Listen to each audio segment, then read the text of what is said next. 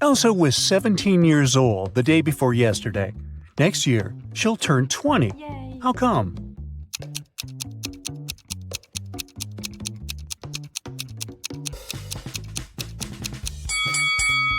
It's possible if the present day is January 1st, while Elsa's birthday is on the 31st of December. The day before yesterday, on December 30, she was still 17 years old. Yesterday, on the 31st of December, she turned 18. Thus, this year, Elsa turns 19 and next year 20. Elsa and her sister Helga explore an old attic in their parents' house. It's very dark and dirty. After that, they go downstairs to have some lunch. Helga's face is all covered with dust, while Elsa's face is super clean. But still, only Elsa goes to the bathroom to wash her face. Why?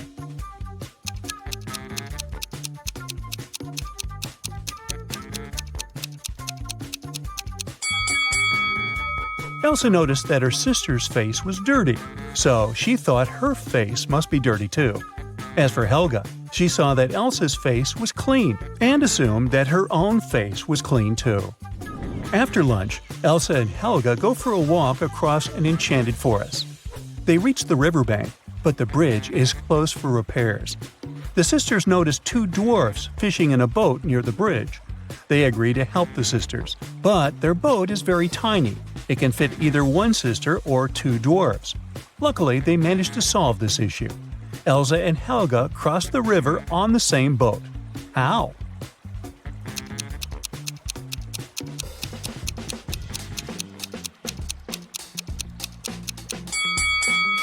Well, first of all, one of the dwarfs brought his fellow on the opposite bank. Then he headed back for the sisters alone. Helga got into the boat and crossed the river. She gave the second dwarf the boat, and he returned to the opposite bank. He picked his fellow dwarf and brought him to Helga. Then one of the dwarfs swam to Elsa and passed the boat to her. She crossed the river and joined Helga, and finally, the second dwarf returned to his fellow. Helga and Elsa keep on walking and get lost in the forest. There are 3 roads to the nearest town. The first route is filled with mutant plants which feed on humans. The second path leads through an ice cave with a hungry dragon frozen inside a huge ice cube. The third route leads through a village of fairies. Their magic makes humans lose their minds. Which way is safe?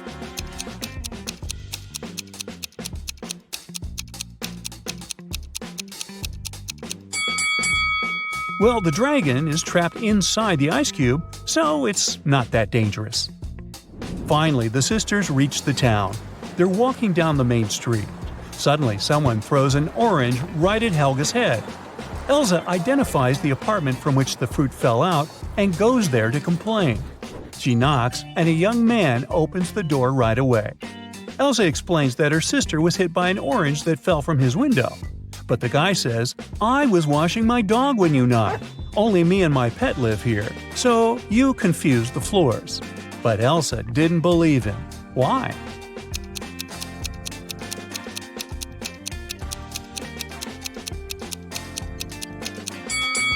According to the man, he was bathing his only pet, but the dog's hair is dry. Therefore, his story is fake.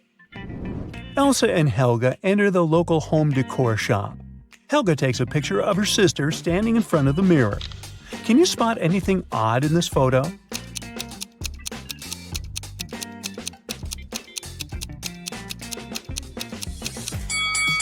Take a closer look at the mirror.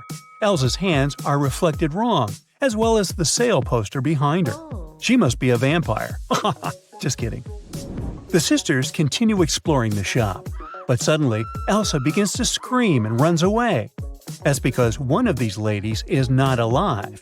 Can you guess who?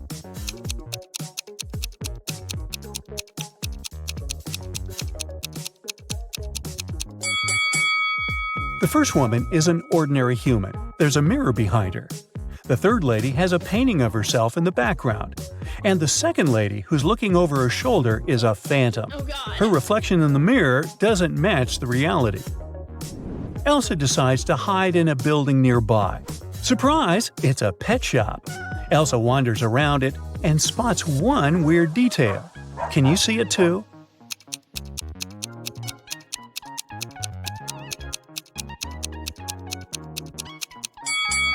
The turtle is wearing sunglasses.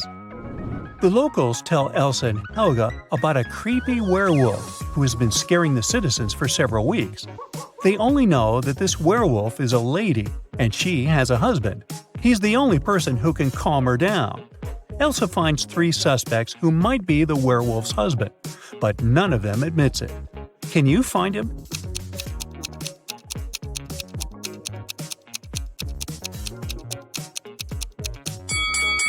He's the second guy. There are suspicious brownish hairs on his clothes, although his own hair is blonde. The next day, Helga has a birthday party. Elsa goes to the bakery to purchase a cake for her. She's late, so she rushes over and bumps into a waiter. Elsa hits her head and forgets what cake Helga asked her to buy. She remembers just 3 things. It shouldn't have any green elements, the cake frosting shouldn't include more than 1 color, and it must have at least 1 berry. Can you help Elsa find the correct cake?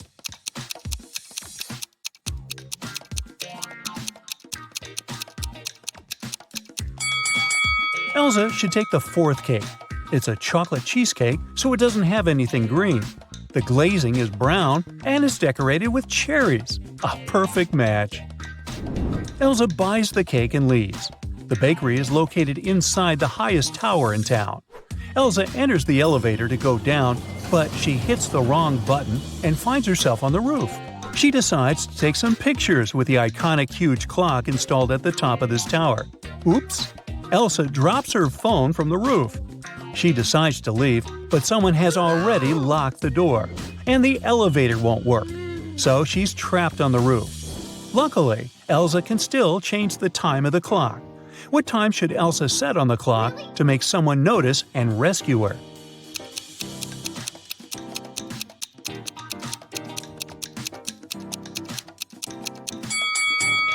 If she sets 5:05 on the clock, it'll look like an SOS signal. Finally, Elsa escapes from the tower and heads to the parking lot. Here's her car. Can you figure out the number of the place where it's parked?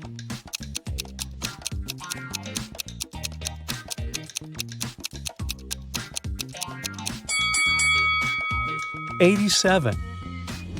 Elsa arrives home. Helga shows her vacation photos sent by her new boyfriend, Kyle. In this case, you can see Kyle, his friend Bob, and a humanoid robot, Neo. Neo is standing next to Bob. A person wearing the yellow mask is not a man. What color is Kyle's mask?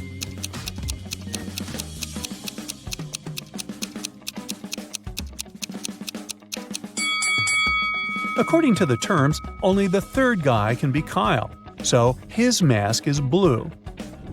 The birthday party is going well. It's almost midnight, so Elsa goes to the kitchen and adds candles on the birthday cake. Suddenly, she remembers that the only lighter in the house is upstairs in her room. She leaves the cake at the table for a minute. Then Elsa returns and sees the cake smashed all over the floor. Oh, no. She questions 3 suspects. Lauren says, "I was in the living room all night. I don't know who did it." Wendy says, "I went outside to watch the full moon. It's so beautiful tonight." Kyle says, "I was shooting a TikTok dance with Helga." Who ruined the cake?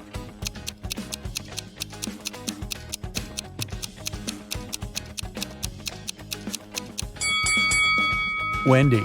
Take a look out the window. The moon is not full. Busted. The next morning, Helga wakes up earlier than Elsa and checks her feed. Breaking news: a legendary thief ran away from a nearby prison and now creeps around the town. He's a talented shapeshifter, so no one knows for sure what he might look like. Suddenly, Helga hears someone ringing on the door. She opens and faces 2 guys who introduce themselves. Bob is a gardener from a nearby park, and Peter is a garbage man. Both guys want to use a bathroom, so they ask Helga to let them in. But only one of them is safe to invite over. Can you guess who?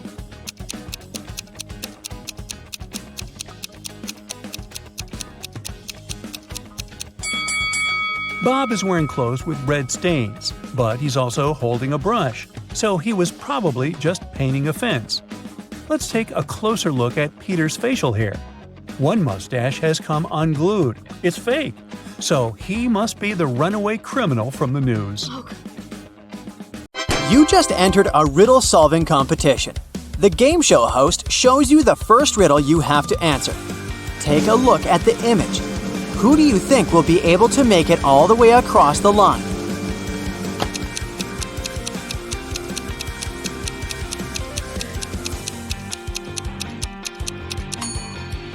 Let's face it, it's the man on the left. Even though it looks like he's having a hard time carrying such heavy things, the weight is evenly distributed between his two hands, so he'll probably make it through without any problem.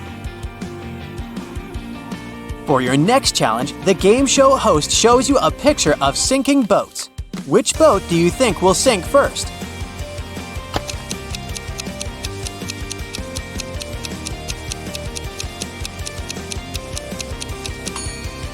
The first boat has 2 holes in it, but somehow it has way less water inside. The second boat only has 1 hole, but look at the amount of water that got inside. It's definitely the second boat that's going to sink first. Since you passed the first 2 rounds, the third one gets a bit harder. Ken was riding on his rollerblades when he fell down and hurt his head. He woke up in the hospital only to find that 3 Barbies were waiting for him. Take a look at the image. Can you figure out which Barbie is actually Ken's girlfriend?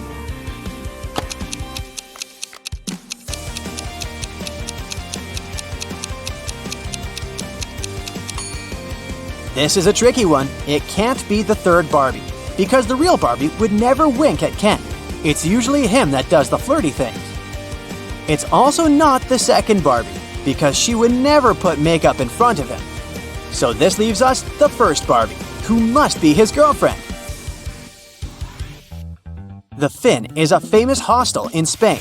It's especially famous for its fun showers. But hey, something doesn't look right in this image. Take a look and try to guess what it is.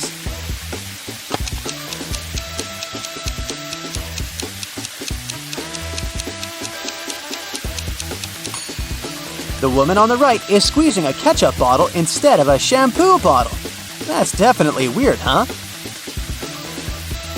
For the final rounds, the host picked out a few written riddles for you. The first one is, I speak without a mouth and hear without ears. Am I a microphone, a phone, or an echo? What would you say?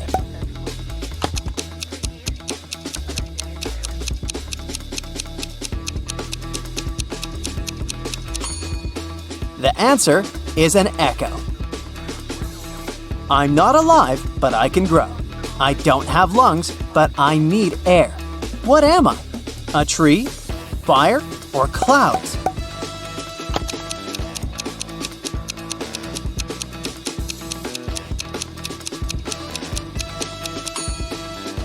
The correct answer is fire. Way to go if you chose that. Matthew works in the same company as Jean. He's had a crush on her for months and has been trying to impress her in any way he can think of. That's why he decided to take part in the Brain Challenge, a contest his company organizes once a year. By saying yes, he had to answer a bunch of expert-level questions and solve some pretty difficult riddles. For the first round, he had to crack a rebus puzzle. Take a look at the piece of paper they gave him. Can you guess the answer?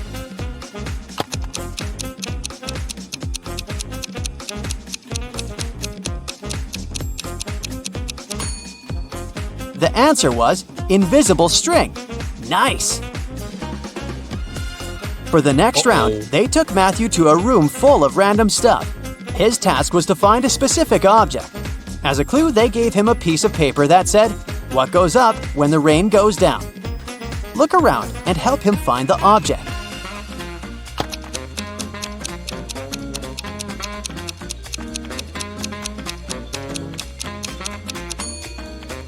It was that red and blue umbrella over there. For the final round, Matthew had to solve an AI riddle. If he answered it correctly, he would win the contest's main prize and probably Jean's heart. The riddle said, I have 1,000 needles, but I do not sew. What am I? Can you guess what he answered?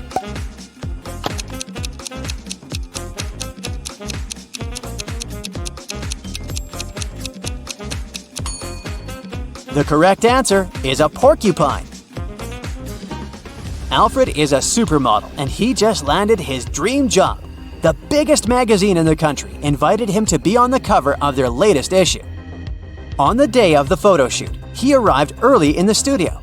After finishing with hair and makeup, he looked in the mirror and screamed, "Oh no!" His skin was all red. It looked like he was having some serious allergic rash. He called all the assistants he had seen earlier that day to interrogate them. Amy, the photographer's assistant, said she had been told Alfred was allergic to peanuts, so she made sure to only buy safe snacks. Bo, the makeup artist, said he hadn't touched Alfred's food. He said that right after he had finished his job, he left for a coffee break. Mary, the cleaning lady, said that she knew how sensitive models could be, so that's why she only used organic and hypoallergenic products to clean his dressing room. Alfred immediately knew who had contributed to his rash. Can you figure it out too?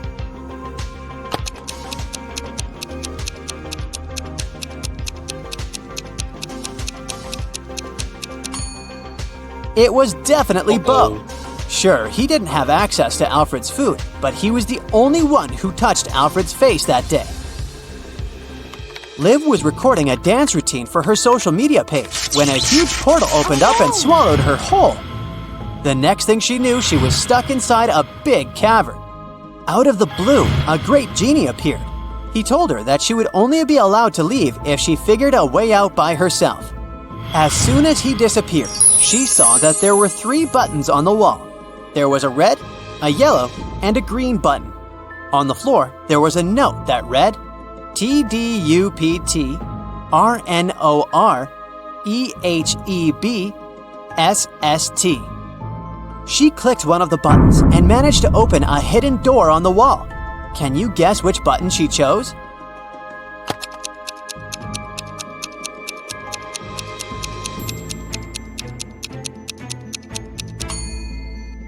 The red button. She unscrambled the words on the note and discovered it read, "Press the red button." As soon as she pressed the button, Liv was transported into a virtual reality world. An artificial intelligence greeted her and showed her 3 doors. The AI told her that there was only one door that would lead her to freedom. It told her that behind the first door, there were hungry Pac-Men waiting for someone to walk inside. Behind the second door, there were cursed rollerblades. Once you put them on, you would never be able to take them off. Plus, they had a will of their own and ended up taking you to some pretty dark places. Behind the last door, there were flying fuzzy creatures with laser eyes that burn anything they came into contact with. Which door do you think Liv should choose to escape?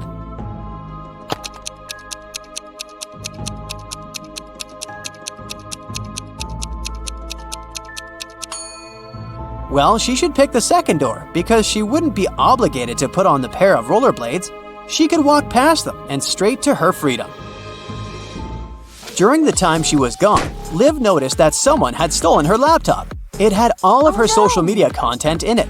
She figured it must have been one of her roommates, so she decided to take a look around the house to try to find it. Take a look at these images. The first room belongs to Jill. The second one belongs to Rachel, and the third one belongs to Amy. Can you figure out who stole Liv's laptop?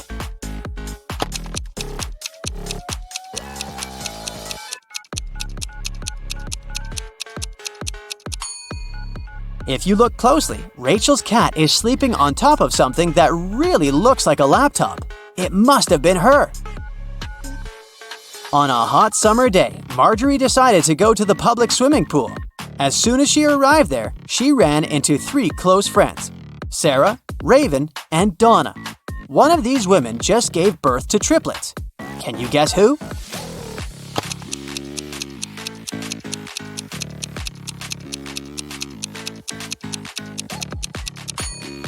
It was Donna.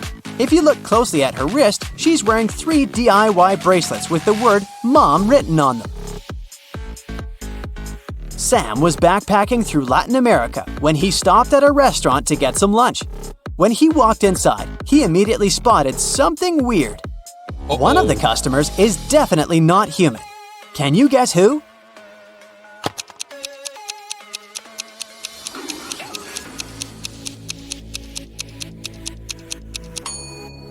It's the guy on the counter. Look, he's charging his hand on the counter socket. He must be a robot or something.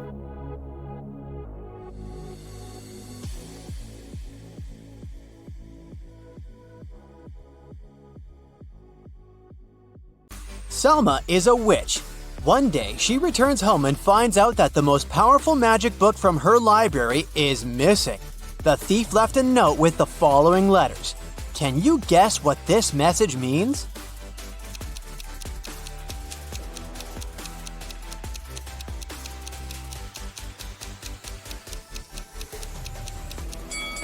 Selma should read this book from left to right.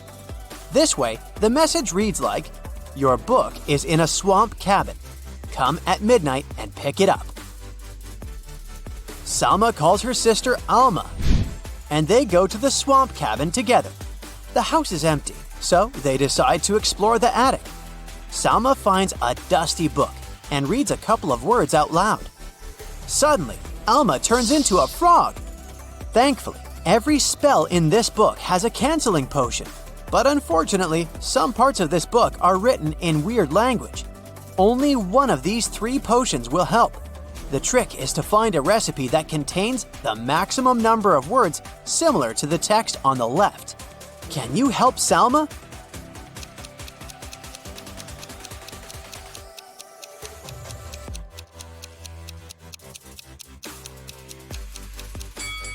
Take a look at the first recipe. It has 2 matching words.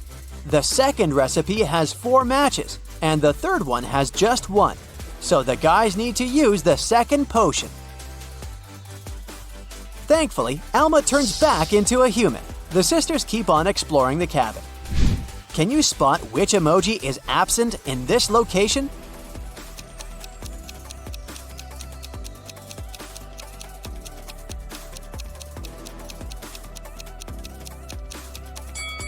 This one. What about this room? Can you sort the adjacent emoji out?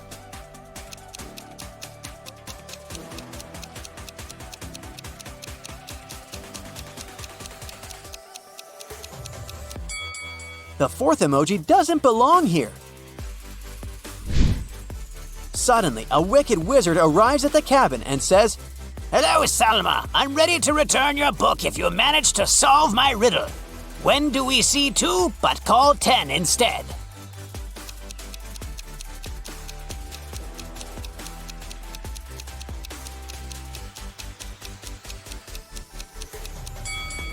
When we look at the clock and see the number 2, we say 10 minutes.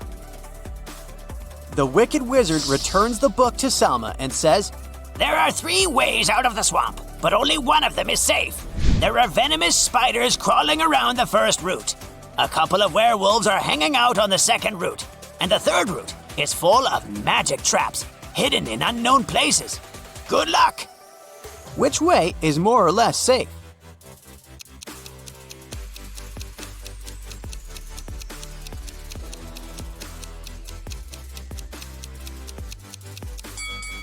Salma and Alma should choose the second route. Take a look at the sky. It's a new moon, so the werewolves are not dangerous. The next day, Salma goes to the magic school. She meets a new student, Sebastian, and falls in love at first sight. Salma gets so nervous in his company that she can't even talk. She decides to put a love note into his backpack. Now her task is to remember which backpack belongs to Sebastian. Here's what she remembers for sure. If it's red, it doesn't have any buttons. If it's blue, it doesn't have a handle. Also, it's not standing next to the last backpack in line. Can you help Salma find Sebastian's backpack?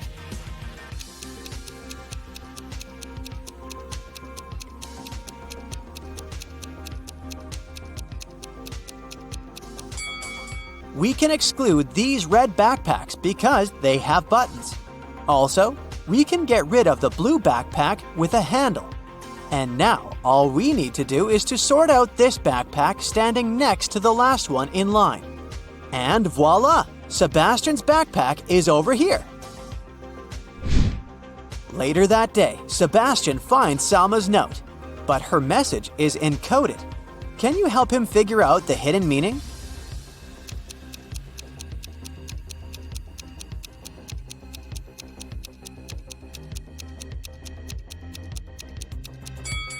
Too good for me.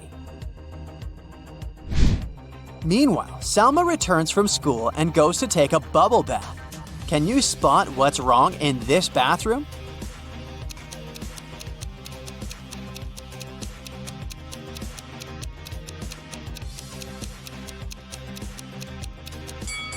Take a closer look at her bathtub. There's a shark fin sticking out of the water. It's vacation time. Selma goes hiking in the woods, while Alma is having a barbecue party in the mountains. One of the sisters is in danger. Can you guess who just by looking at their pictures?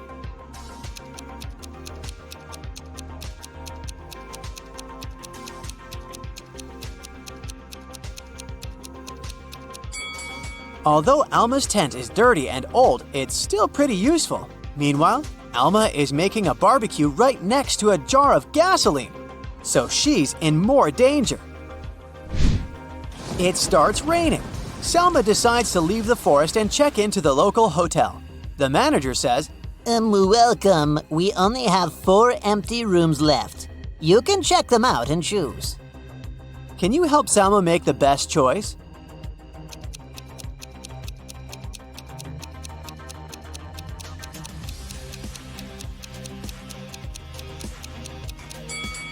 The window in the first room is not safe.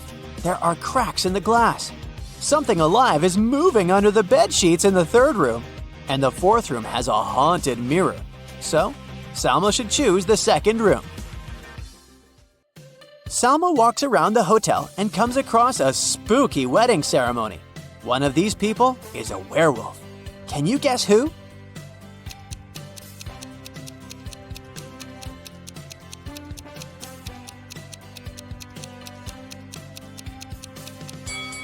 It's the groom. Take a closer look at his outfit. It's hiding a wolf tail. The hotel security gets an emergency alert. There is a woman with fake documents among the hotel guests. The guard finds 3 suspects. Can you spot whose passport is fake?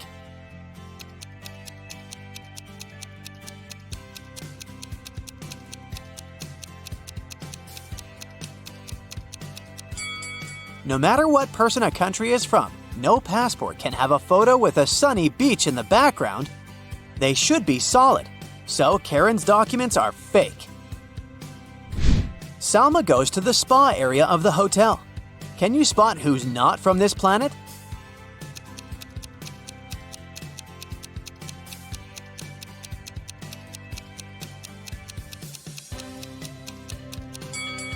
These 2 ladies seem completely fine, but there's a bandage on this lady's arm. It's unlikely that a human being would choose to go to a sauna if they had cuts or scratches. Someone broke an old cursed statue in the local museum. Anyone who comes into contact with the fragments of the statue gets a green rash. The manager invites Salma to investigate this mysterious case. She finds 4 suspects and questions them. Drake says, "Lady, I didn't even see the sculpture. I only came here to use the toilet." Morgana says, "I wanted to see this particular piece, but unfortunately, I arrived here too late. I didn't know about the curse, so I touched the fragments." Fiona says, "I didn't break the statue, but I stole 1 fragment to sell it. Then I noticed a rash and I threw it away." Xavier says, "I read about the curse, so I prefer to stay away from this artifact." Who's lying?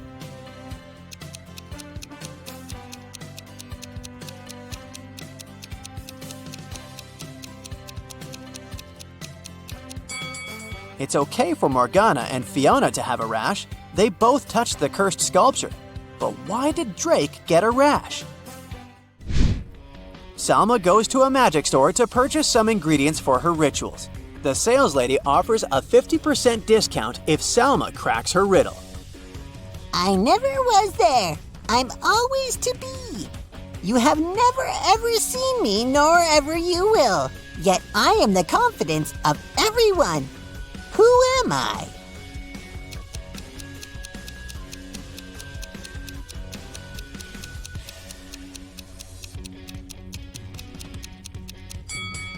The correct answer is future.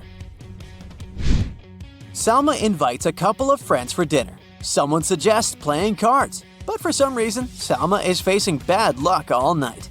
Can you guess why she's losing?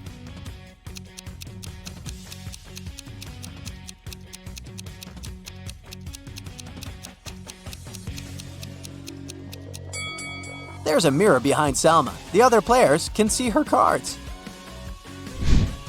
After the party, Salma notices that her antique gold candlesticks are missing. She visits 4 suspects at their homes and questions them. Lily says, "I was very tired after the party, so I took a taxi and went home. You can ask the driver. My hands were empty." Bella says, "I didn't steal your stuff, Salma. Everyone knows that I'm richer than you." Alma says, "Come on, you're my sister. I know how much those candlesticks mean to you." And Sebastian says, "Honestly, I didn't pay any attention to your things. I was looking at you all night." Who's the thief?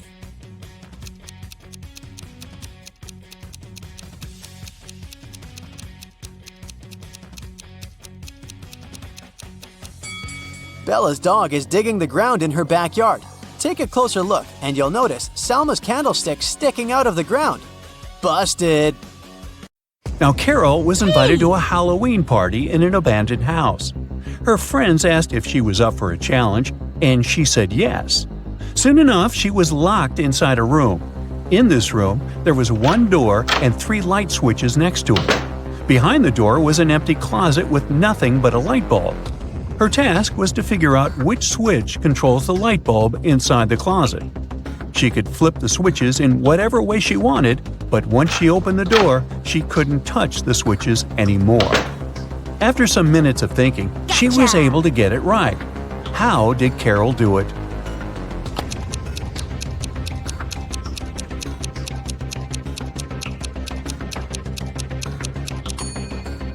Okay, let's go step by step. She flipped switch number 1 and then waited a few minutes. She flipped it back to off and then immediately flipped switch number 2. Then she opened the door and checked the light. The bulb was off, so she discovered that it wasn't switch number 2 that controlled the light. So she decided to touch the bulb to test if it was hot or cold.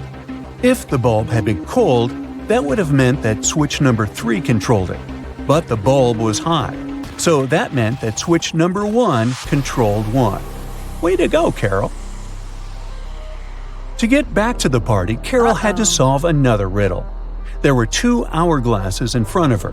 One hourglass measures 7 minutes, and the other one measures 4 minutes. She needed to time 9 minutes using both hourglasses. How could she do it?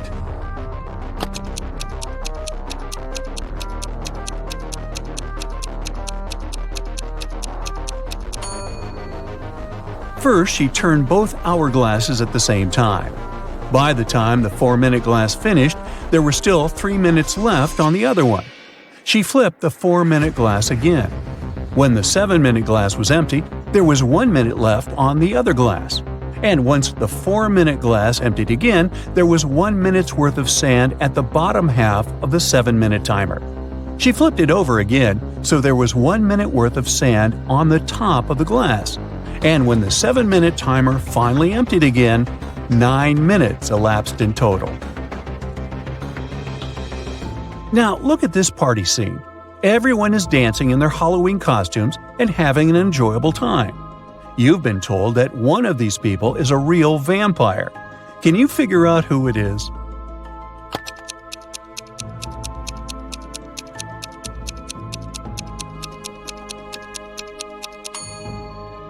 Let's see.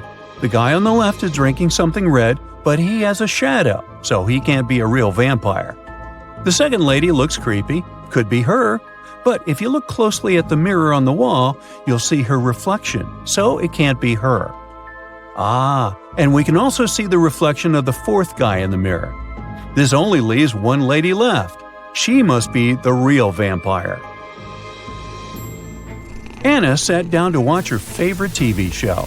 She made some popcorn, turned on the TV, and nestled comfortably to binge-watch an entire season. Her cat Pepper sat down next to her, but after 5 minutes of screen time, Anna suddenly passed out. Look at the image. Can you guess what happened there?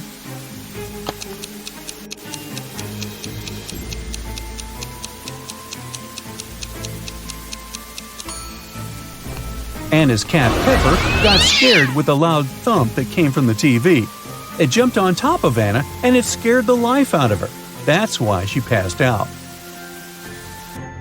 Brendan was camping alone in a remote location. He left his campsite and hiked 3 miles south. Then he turned east and hiked for another 3 miles. After that, he turned north and hiked for another 3 miles. After walking 9 miles, he was back to the exact same point from where he had left off. Plus, he got there just in time to find a bear trying to open his tent and steal his food. Look at the image. Can you guess the only place in the world where Brendan could be right now?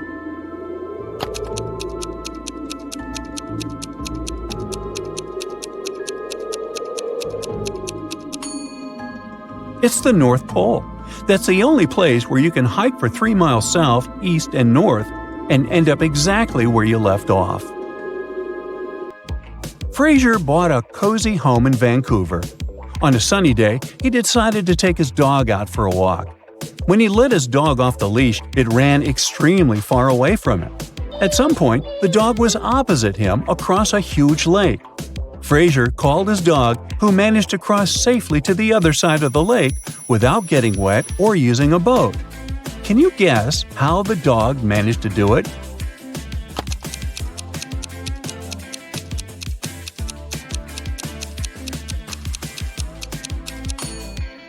Well, that's a trick question, but the dog could easily cross the lake since it was frozen.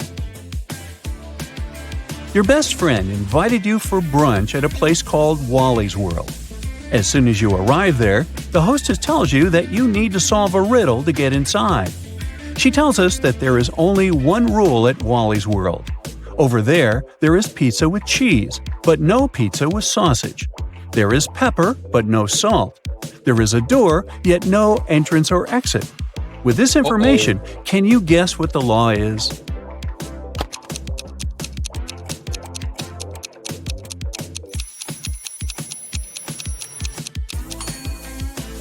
Everything in Wally's World must contain double letters. So things such as pizza, pepper, and cheese are allowed inside. Whew! That sure wasn't obvious, huh? On a snowy winter afternoon, Dr. Brown was resting in front of the fireplace. Suddenly, somebody threw a snowball at his window. The hit was so strong that the glass shattered. Dr. Brown stood up just in time to see 3 neighborhood boys running away. They were brothers with the names John Smith, Mark Smith, and Dave Smith.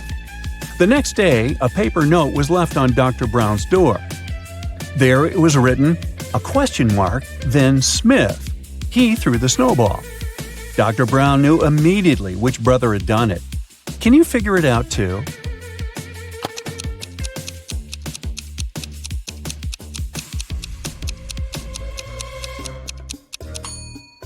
It was Mark. You see, the note said, question Mark Smith. He threw the snowball. But the boys were clever and put a question mark instead to test Dr. Brown's detective abilities. Henry was backpacking through Brazil by himself. One evening at around 8 p.m., he got very hungry and decided to look for a cozy restaurant to have some dinner. He walked into a traditional restaurant only to find a customer and a waiter arguing over something. The customer said that he had ordered clam soup, while the waiter was saying he had only ordered a cup of tea. Henry saw something that immediately showed him who was lying. Can you find out too?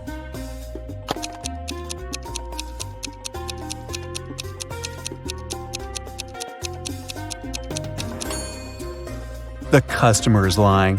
Behind him, there's a huge sign that says the restaurant only serves soup from 1 to 4 p.m. Since it was 8 p.m. in the evening, the waiter would have never accepted the customer's order in the first place. Cheryl ran into her house extremely worried. I set off as soon as I heard the news, she told the police officer. I was at my parents' house in another town.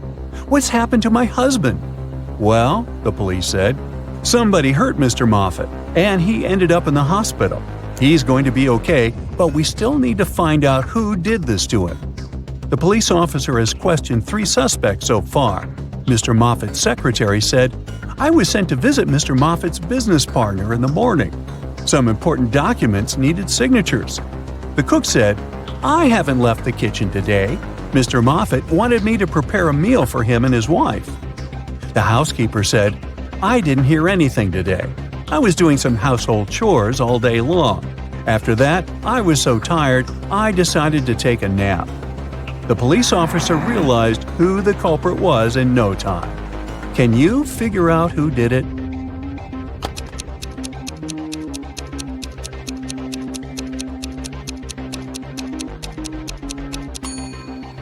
It was the cook. Mr. Moffat didn't ask him to cook anything for his wife, since she had been out of town all along.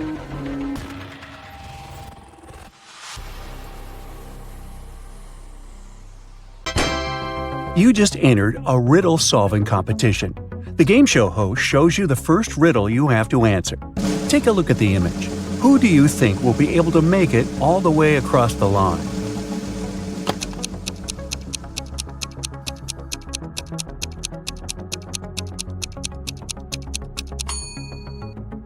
Let's face it, it's the man on the left. Even though it looks like he's having a hard time carrying such heavy things, the weight is evenly distributed between his 2 hands, so he'll probably make it through without any problem. For your next challenge, the game show host shows you a picture of sinking boats. Which boat do you think will sink first?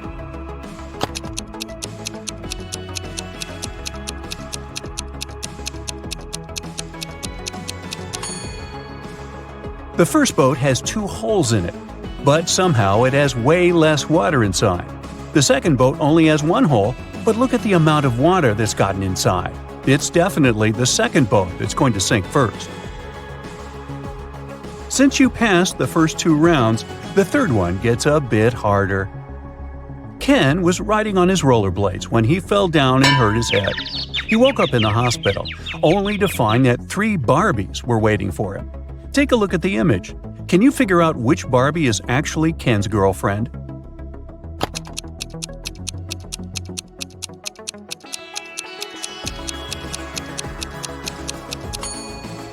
This is a tricky one. It can't be the third Barbie, because the real Barbie would never wink at Ken. It's usually him that does the flirty things. It's also not the second Barbie, because she would never put on makeup in front of him. So this leaves us with the first Barbie, who must be his girlfriend. The Finn is a famous hostel in Spain. It's especially famous for its fun showers. But hey, something doesn't look right in this image. Take a look and try to guess what it is.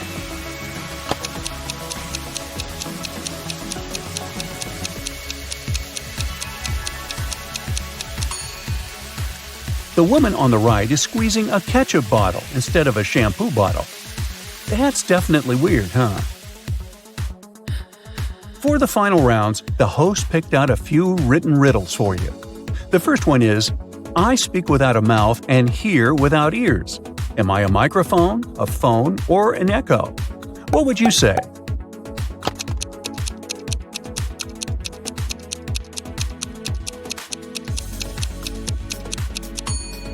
The answer is echo, echo, echo. I'm not alive, but I can grow. I don't have lungs, but I need air. What am I? A tree, fire, or clouds?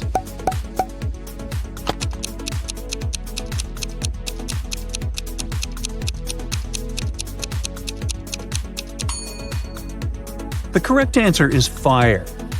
Way to go if you chose that. Now, Carol was invited to a Halloween party in an abandoned house. Her friends asked if she was up for a challenge, and she said yes. Soon enough, she was locked inside a room. In this room, there was 1 door and 3 light switches next to it. Behind the door was an empty closet with nothing but a light bulb. Her task was to figure out which switch controls the light bulb inside the closet. She could flip the switches in whatever way she wanted, but once she opened the door, she couldn't touch the switches anymore. After some minutes of thinking, she was able to get it right. How did Carol do it?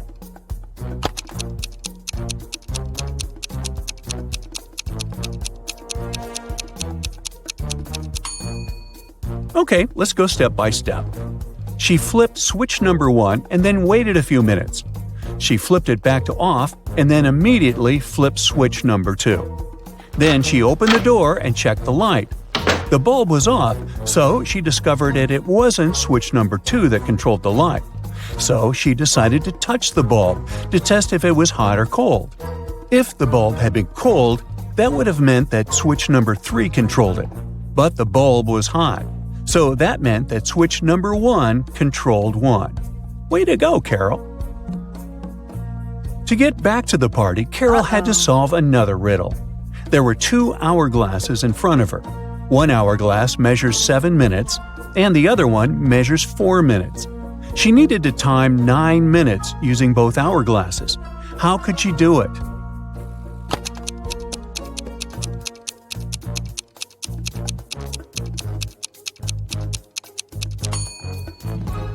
First, she turned both hourglasses at the same time. By the time the 4-minute glass finished, there were still 3 minutes left on the other one. She flipped the 4-minute glass again. When the 7-minute glass was empty, there was 1 minute left on the other glass. And once the 4-minute glass emptied again, there was 1 minute's worth of sand at the bottom half of the 7-minute timer. She flipped it over again, so there was 1 minute worth of sand on the top of the glass. And when the 7-minute timer finally emptied again, 9 minutes elapsed in total. Anna sat down to watch her favorite TV show. She made some popcorn, turned on the TV, and nestled comfortably to binge-watch an entire season. Her cat Pepper sat down next to her, but after 5 minutes of screen time, Anna suddenly passed out. Look at the image. Can you guess what happened there?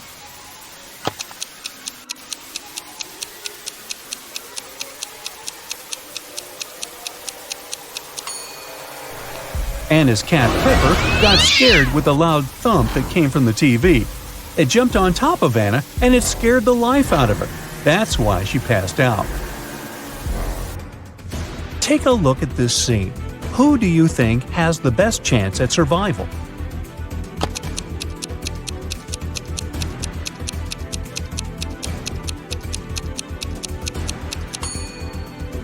The 2 guys look pretty stuck in there, but the woman on the right might have a chance.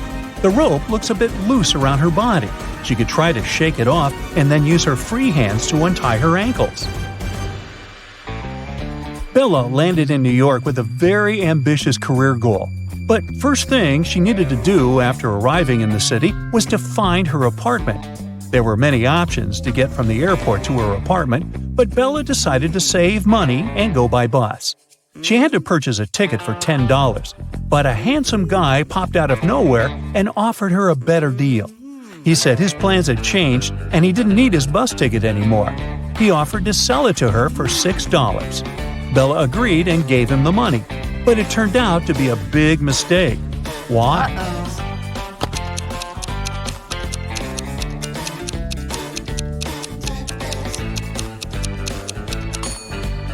Take a look at the current date on the screen of the vending machine.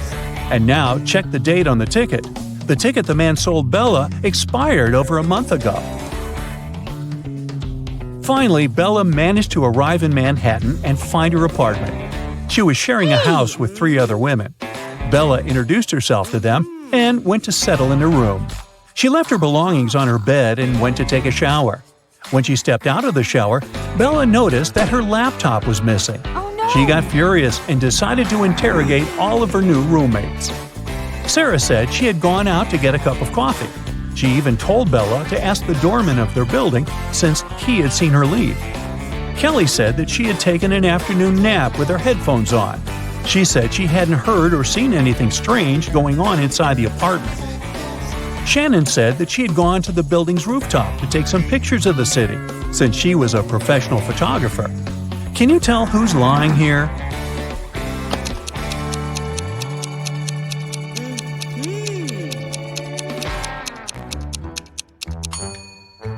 It's Shannon. Uh-oh. If you notice the sign on the lobby, the building strictly prohibits people from accessing the rooftop. Alfred is a supermodel and he just landed his dream job.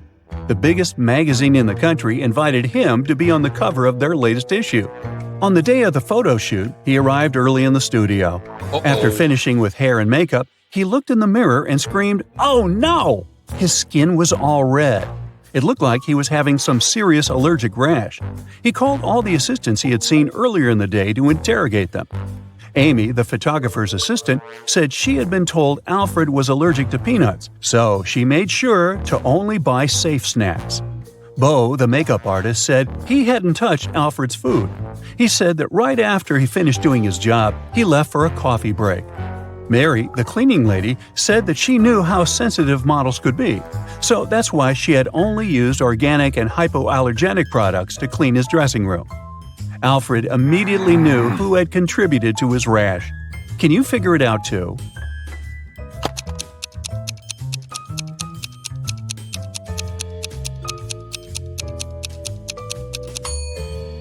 It was definitely Bo. Sure, he didn't have access to Alfred's food, but he was the only one who touched Alfred's face that day. Liv was recording a dance routine for her social media page when a huge portal opened up and swallowed her whole. The next thing she knew, she was stuck inside a big cavern. Out of the blue, a great genie appeared. He told her that she would only be allowed to leave if she figured a way out by herself. As soon as he disappeared, she saw that there were 3 buttons on the wall. There was a red, a yellow, and a green button. On the floor, there was a note that read TDUPT, RNOR, EHEB, and SST. She clicked one of the buttons and managed to open a door on the wall. Can you guess which button she chose?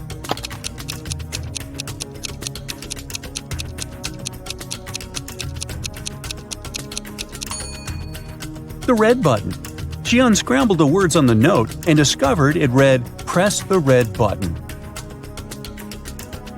As soon as she pressed the button, Liv was transported into a virtual reality world. An artificial intelligence greeted her welcome and showed her 3 doors. The AI told her that only one door would lead to her freedom. It told her that behind the first door, there were hungry Pac-Men waiting for someone to walk inside. Behind the second door, there were cursed rollerblades. Once you put them on, you'd never be able to take them off. Plus, they had a will of their own and ended up taking you to some pretty dark places. Behind the last door, there were flying fuzzy creatures with laser eyes that would burn anything they came into contact with. Which door do you think Liv should use to escape?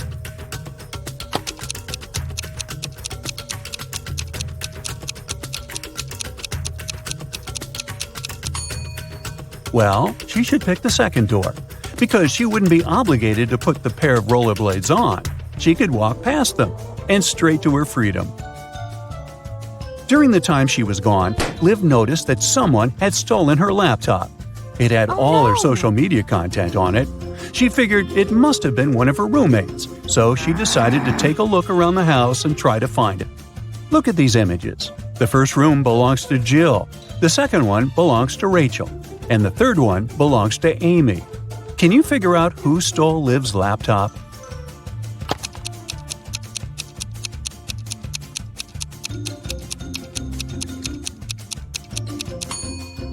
If you look closely, Rachel's cat is sleeping on top of something that really looks like a laptop. It must have been her.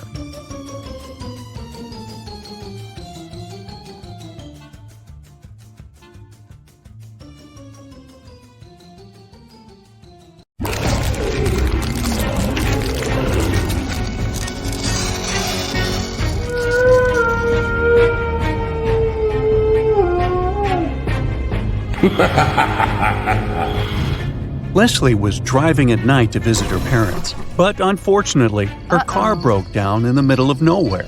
She decided to walk around to find some help and came across an eerie-looking house.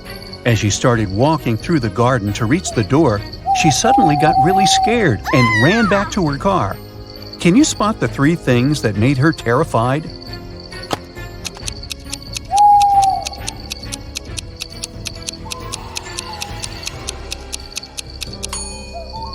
Look at the statue at the center of the fountain. Its eyes are moving left and right. Secondly, Do you see the skeleton hands that are trying to crawl out of the ground? Creepy. And on top of everything, the black cat here has a snake tail instead of a regular one.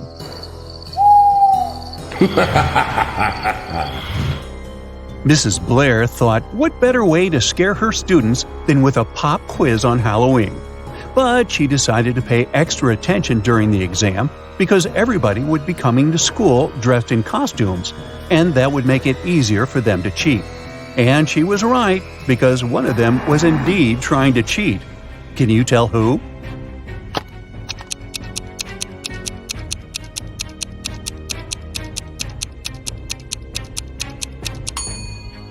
Look, this girl here is hiding a piece of paper with the answers under her witch's hat.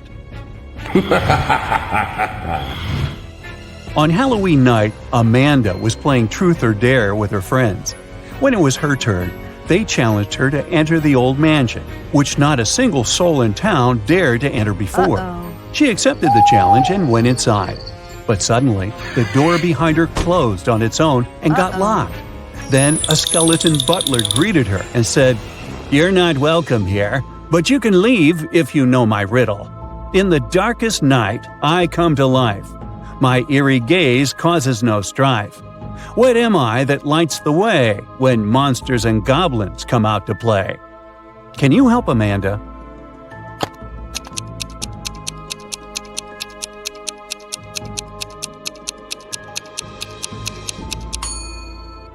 The correct answer is a jack-o'-lantern.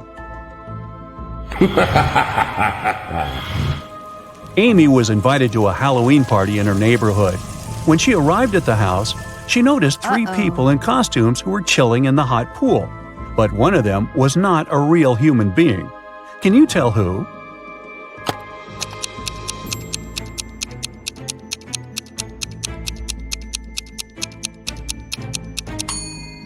Well, the first girl in the witch's costume and the second guy with fangs look scary, but they're only wearing makeup.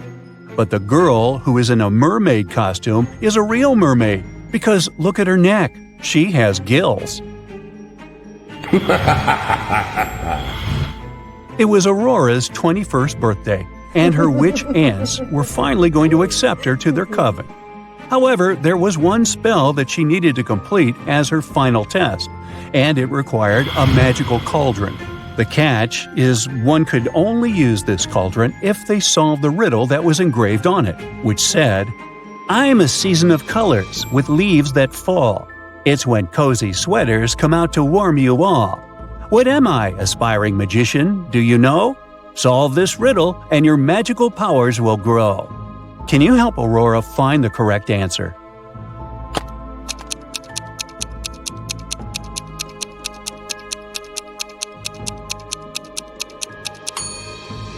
The answer you're looking for is the season of autumn.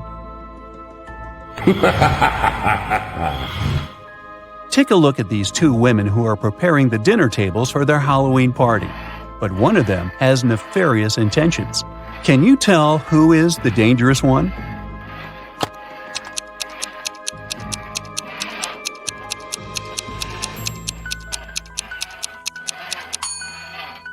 If you take a closer look, you'll see that the lady on the left is more spooky than scary. The green cream on the brownies may look poisonous, but it's just food coloring. And those fingers on the tray are only finger-shaped cookies. So she is simply preparing for the holiday.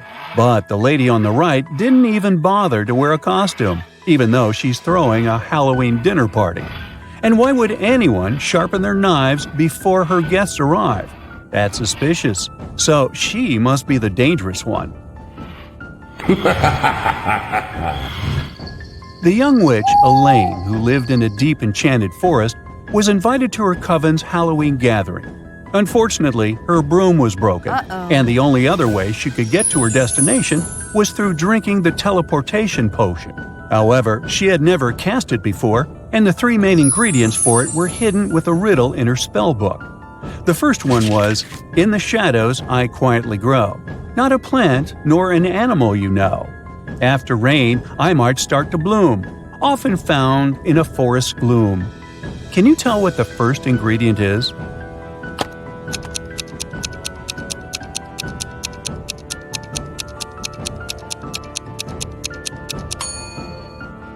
It's a mushroom.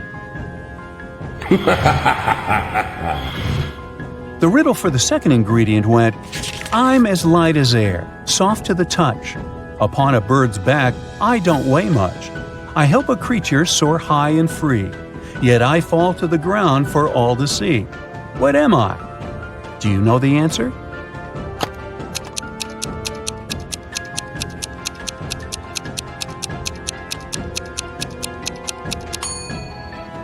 It's a feather. And the riddle for the third ingredient was this. In darkness I weave my trap so discreet. With patience I wait for a tasty treat. Silent and stealthy in corners I bide. With multiple eyes my world I divide. Can you help Elaine find out what that is?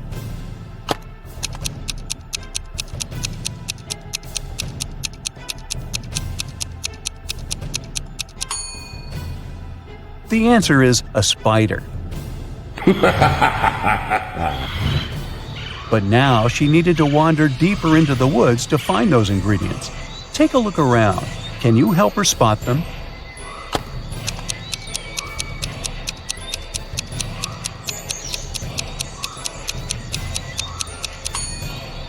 There's the mushroom under these flowers.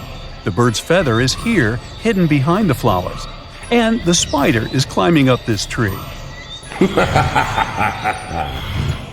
One famous club in the city was organizing a Halloween party, and Jenny and her friends were going to go. Inside, there were 2 different counters from where they could get their drinks. But one of these bartenders is dangerous. Can you tell which one?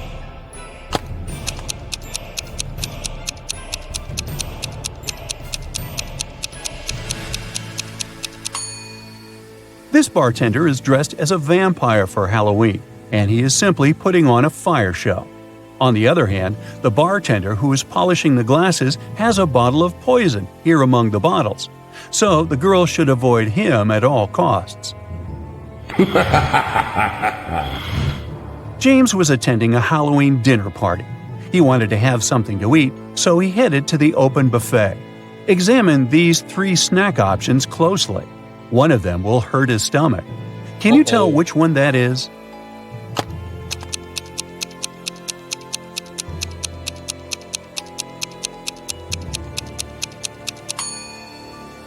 The first cupcakes might look like they're dripped in blood, but it's just cherry-flavored glaze. And these worms on the pudding cups are just worm gummies. But look at this candy apple. It's glowing like fluorescence. That looks toxic. Monsters from all around the world were going to meet at their annual Halloween celebration. But the word was out that a human heard about it and was planning to crash their party. So they placed a monster security at the entrance of the venue. The security was suspicious of these 3 creatures. Can you help him figure out which one of them is actually a human?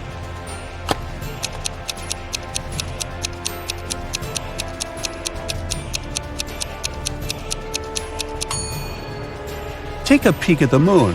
It's not full. Then how come this werewolf is here? He shouldn't have turned into one, so he must be a human wearing a costume. Amy and her friends went to the Halloween parade that was visiting their town. There was a scary maze, and Amy decided to try it herself. However, after a while, she got lost and started to panic. But she didn't notice that there were hints around the maze that would guide her to the exit. Can you spot them?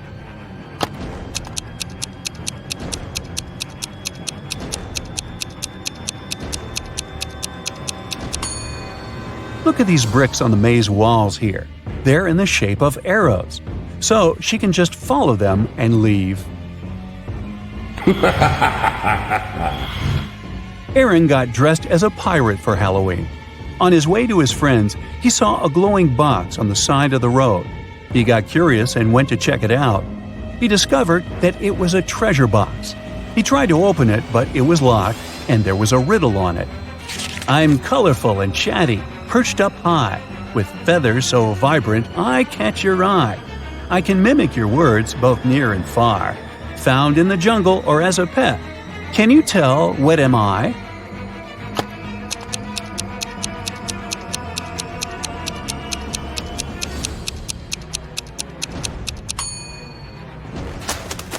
It's a parrot.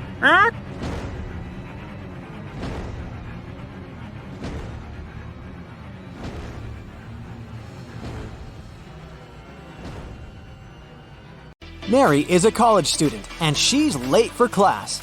That's why she runs down the hallway and bumps into a skateboarder. She hits her head and forgets what class she was running to.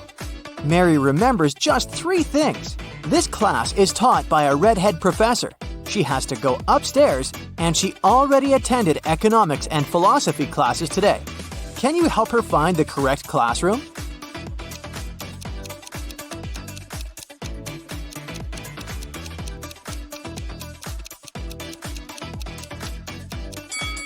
There are 4 redhead professors in this college, but we can exclude those whose classrooms are on the ground floor. Although this gentleman is on the first floor, he teaches economics, so he doesn't fit either. Meanwhile, the math teacher matches the requirements perfectly, so Mary should go up to the second floor. Mary's walking down the street after classes. Suddenly, a car stops in front of her and someone kidnaps her. Mary wakes up in a dusty basement. The door is not locked, but it's guarded by a creepy guy. She looks around and finds 3 pills: red, green, and blue. Each pill will give her one specific superpower for 10 seconds. The red pill gives the power of super speed. The blue pill will make her invisible.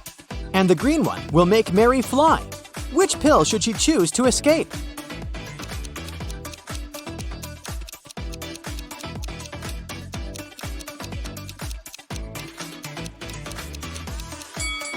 Mary should choose the invisibility pill. The guard will not be able to catch her if he's not aware that she's running away. The next day, Mary goes to college and faces amazing news. Her friend Bill succeeded in making clones of some students. But unfortunately, now he cannot tell clones from real people. Can you help him?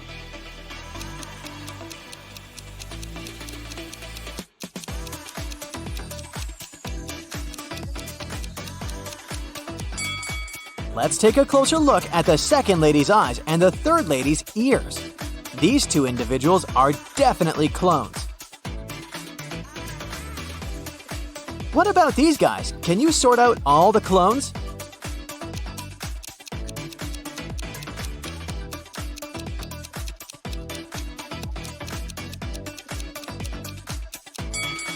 Both of the palms of the second guy are right, and the third one has weird wires in his arm. So only the first guy is a human.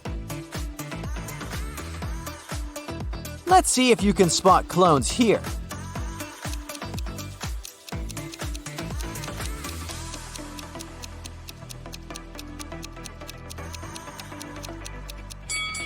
The first and the third guys are too suspicious for regular human beings. Mary is visiting her granny, who lives on a farm and grows vegetables. But Granny is very upset because someone stole the largest pumpkin from her garden the other night. She suspects one of her neighbors.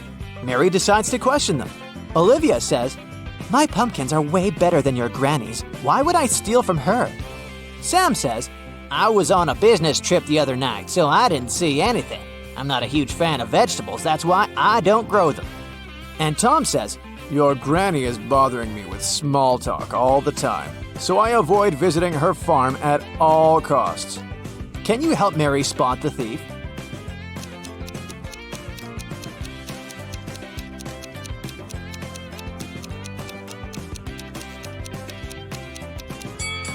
It was Sam.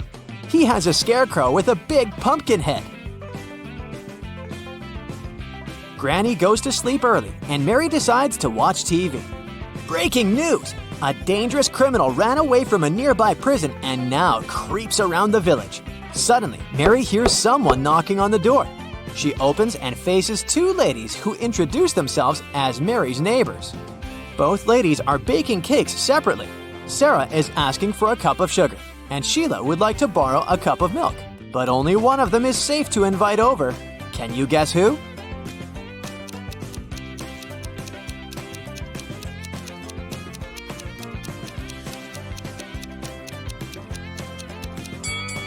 Both ladies are wearing clothes with red stains.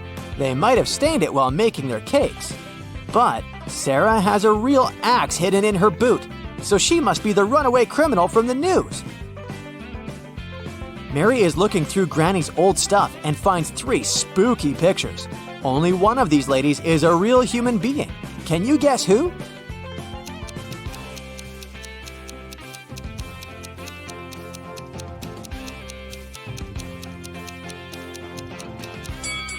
The first lady is a real mermaid.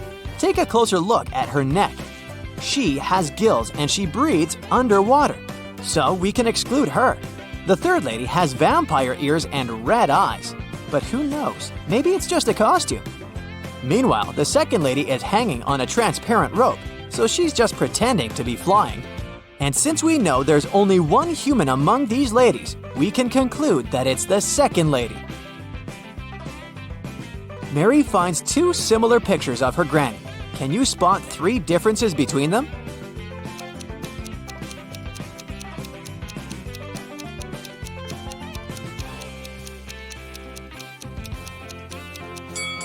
Here they are! Later that night, Mary receives a video call from her grandpa. He's working on a space station. Grandpa tells Mary sad news. Tonight, someone from my team stole all the seeds from the local Martian kiwi. It took me a year to obtain them. I'd like to find the one who did it as soon as possible. Otherwise, it'll take years to find new seeds. Mary takes a brief look at the crew and spots the thief right away. What about you?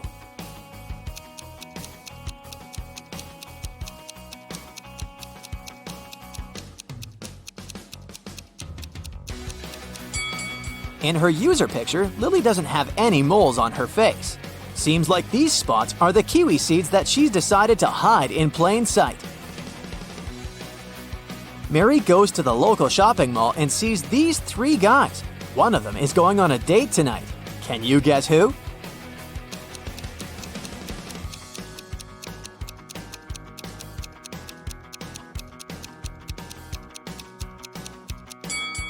It must be the third guy.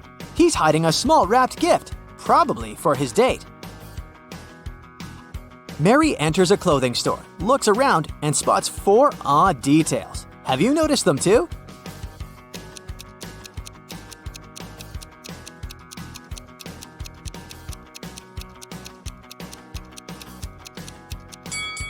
The mannequin has 6 fingers on one of her hands. The ceiling fan is not connected to any wires, but it works. The lady is eating ice cream near the cashmere sweaters, but there's a sign at the entrance forbidding customers from entering with food, and the sales lady is walking barefoot. Mary continues her shopping and finds something very curious. It has a head and a tail that will never meet. Having too many of them is always a treat. What is it?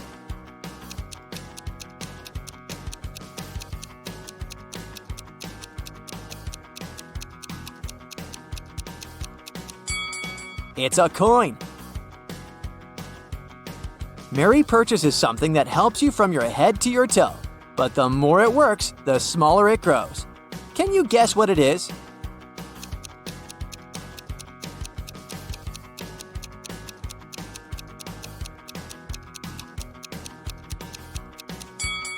It's a bar of soap. Mary gets out of the shopping mall and walks to the parking lot. She approaches her car and sees that someone had written a couple of words on her windshield. Mary finds 3 suspects and questions them. Chelsea says, "I'm sorry, but I didn't see anything. I was too busy with my shopping bags." Peter says, "I've just parked my car nearby. Your windshield was already signed when I arrived there." And Alice says, "Wow, lady, you're still very lucky. Take a look at my car. Someone scratched it while I was in the supermarket." Who's guilty?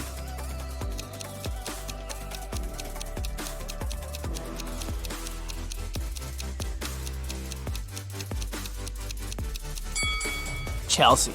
Take a look at her lipstick color. It's purple, just like the inscription on Mary's car. Mary wants to take her car to the nearest car wash. Chelsea offers to pay for the cleaning if Mary manages to crack her riddle.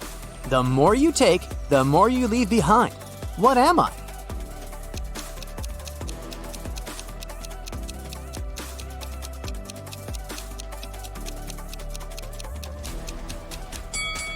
Ready to hear the correct answer?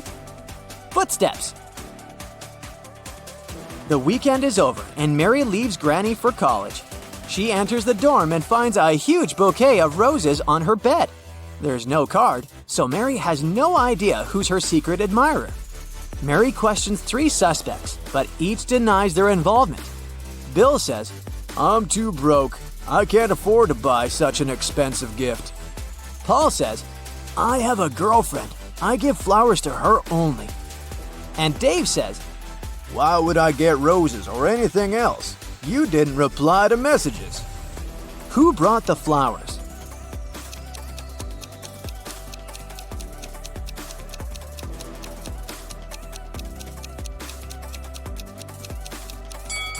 Bill. He has a few rose petals left under his bed. Mary goes to the local library. Oh no, the door is locked. Someone changed the 9-digit password, but luckily, Mary finds a note with a hint. 3, 1, 2, 9, 4, 7. Can you help her figure out the new code to open the door?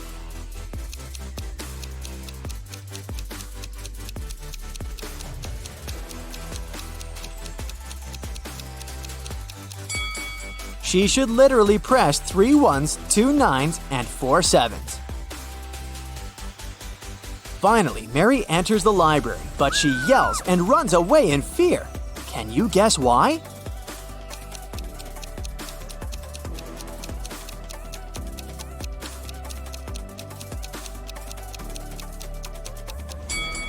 Take a look at the flower pots. There's a greenish snake crawling around one of the plants.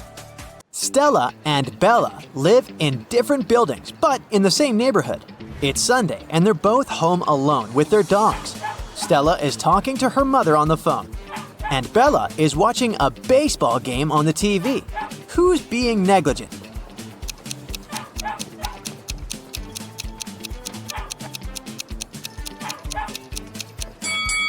Stella.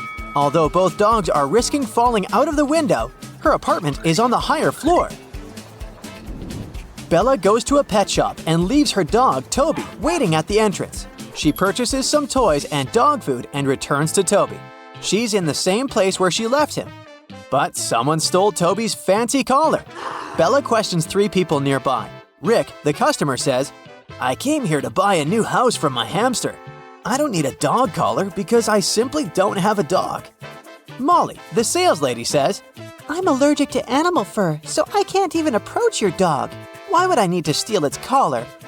And Mary, the cleaning lady, says, I was cleaning boxes with kittens, so I didn't pay attention to your dog. who's lying?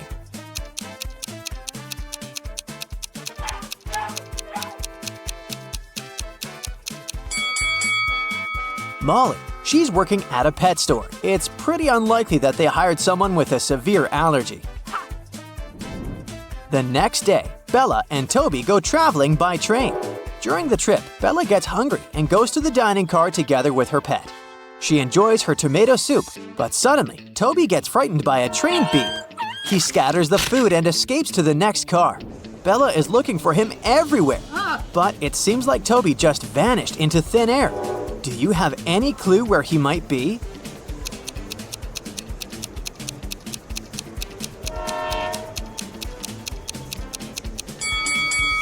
Toby knocked over the tomato soup, remember? Now, can you see those little red footprints on the floor? Toby should be hiding behind these suitcases. The train trip comes to an end. Bella checks into a hotel to get some rest. That's when the restaurant manager calls her for help. He left the hotel restaurant and soon, his staff member called him and said that everything was quiet. They decided to close up a little earlier than usual. The manager asked them to send him a picture of the deserted restaurant. This is the photo he received. Everything seems empty, but still something seems off. Can you help him figure out if the employees are being truthful?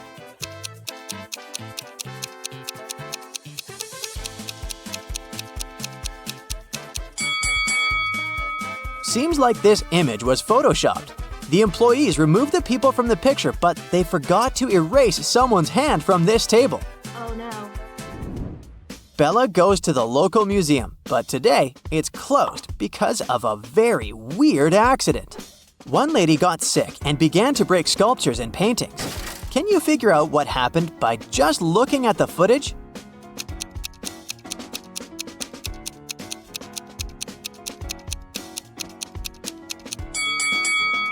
See this greenish hand? A zombie sneaked out of this sarcophagus and bit the lady. She turned into a zombie too and began to destroy the museum. Suddenly, the zombie lady pops out of nowhere and begins chasing Bella. She sneaks indoors and hides behind a column, but the zombie is moving closer and closer. Oh my god. Bella decides to hide in the bushes nearby. Can you help her find the best shelter?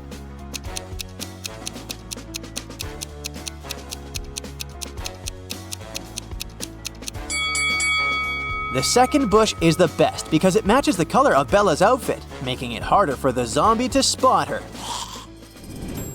Unfortunately, it didn't help, and the zombie bit Bella, but thankfully, the local doctors have a cure. Oh yeah. At the moment, their hospital has 16 patients infected with a zombie virus. Bella is staying in room number 13. She recovers very soon. It's time to leave. She wants to say goodbye to all the remaining patients by visiting every patient exactly once. However, if Bella enters any room twice, she'll become a zombie again. What route should she take to escape from room 13 to room 4?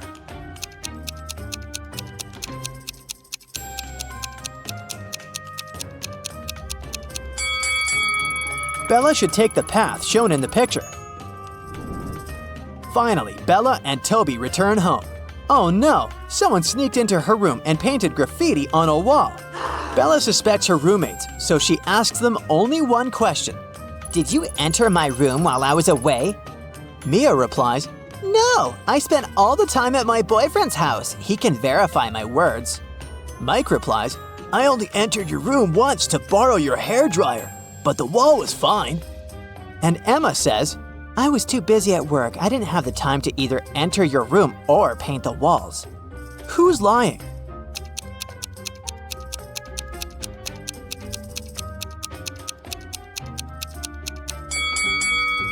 Mike. He's bald, so why would he need a hairdryer? Mike says, I'll fully pay for the renovation of your room if you solve my riddle. Which alphabet letter is the most curious?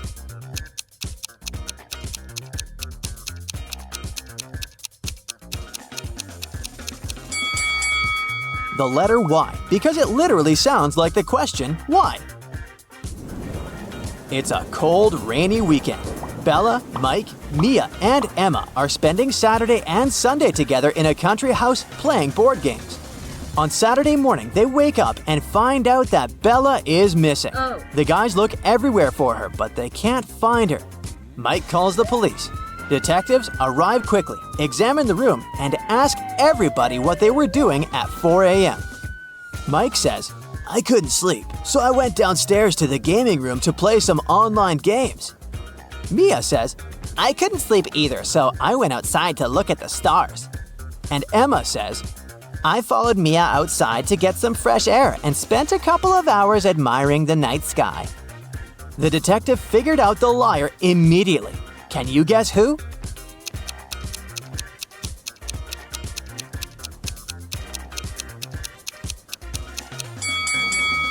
Mia and Emma are the liars. It's a rainy weekend, remember?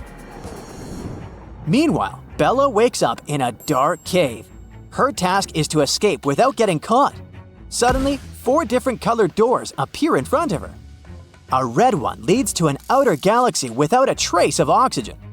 A yellow door leads to a water tank with a great white shark. A blue door leads to a time portal leading 66 million years ago, the time when a massive asteroid hit the Earth and made the dinosaurs go extinct. And a purple door leads to a beautiful island filled with beaches and delicious food. There's a sign with only one clue for Bella. Pick the door that's not a primary color. Which door should she open?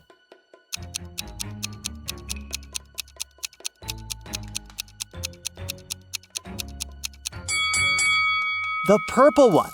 Red, yellow, and blue are all primary colors, while purple is secondary.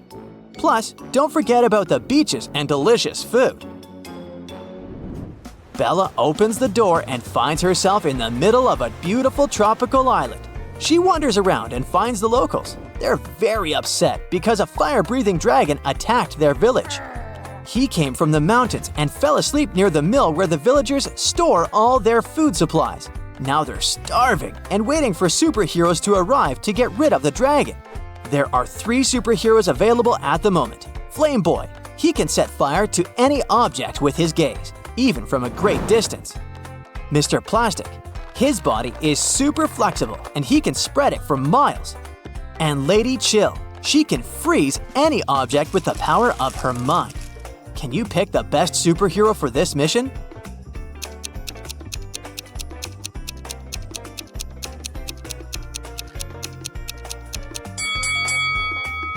It's not wise to hire Flame Boy because his power might destroy the food. Mr. Plastic is not useful in this case, but Lady Chill can freeze the dragon. And then the locals will be able to bring it back to the mountains with common effort. The next morning, Bella wakes up on the same island and finds out that someone put tattoos on her body. Luckily, they're temporary, but still, Bella wants to know who pulled the prank. She interrogates 3 suspects. Kira says, "I'm a bad artist, so I couldn't draw these tattoos even if I wanted to." Noah says, I woke up just now. I wouldn't have enough time to draw this. and Donna says, "I think it was Noah. He's really good at art." Who's lying?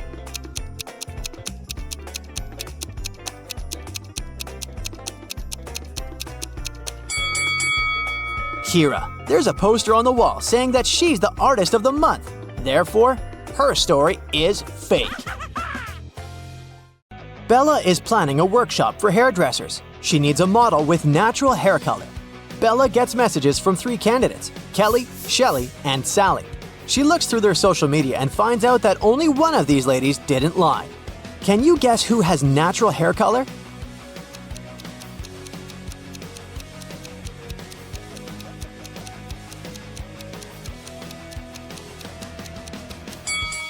Kelly has gray roots, so she dyes her hair. Shelly has yellow blonde hair. It looks pretty natural, but it proves nothing. Meanwhile, Sally has red hair. And she has family pictures that show that her parents and siblings have the same hair color. So, Bella should choose Sally. The next day, Bella goes hiking with her friends, Jeff and Kim. They're hanging out on a high rock. Can you spot who's in danger?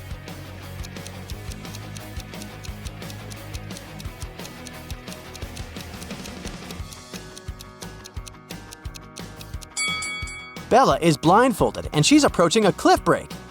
Jeff is digging with a shovel, but there are electrical wires underneath. And Kim is just trying to feed a squirrel, but everyone is in danger. Bella can fall down, Jeff can get electrocuted, and the squirrel can bite Kim. Bella enters a cave to take some pictures, but suddenly an earthquake occurs. The exit is now blocked with stones. Bella looks around and finds 3 passages leading outside. There's a hungry wolf inside the first tunnel. The second passage is filled with toxic mushrooms. Just one bite can be fatal for any human. And inside the third tunnel, there's a water-filled tank with a shark. Which way is more or less safe?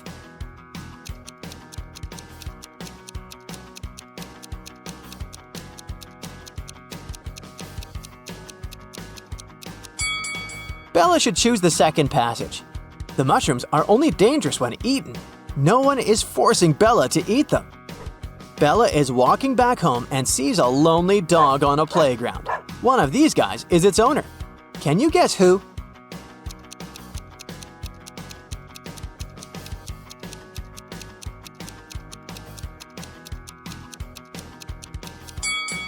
The dog belongs to the second guy. He's skimming a newspaper to be able to look after his dog. Also, he's holding a collar that matches the dog's size.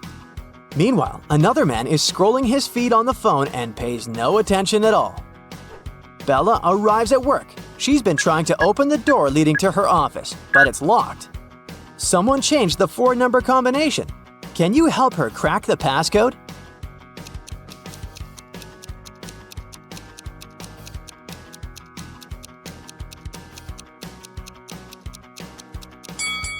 There's the word hide written next to the door. If we replace each letter with its serial number in the alphabet, we'll get the code 8945. Bella opens the beauty salon, looks around, and spots 3 weird things about this place. Can you see them too?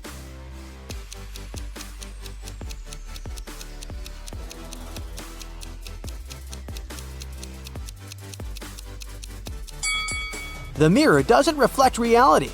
There's a spoon in this box of combs, and this unplugged hairdryer is working. Bella hears weird sounds from the street. She looks out the window and sees 2 women and 1 man arguing. One of the ladies is his wife. Can you guess who?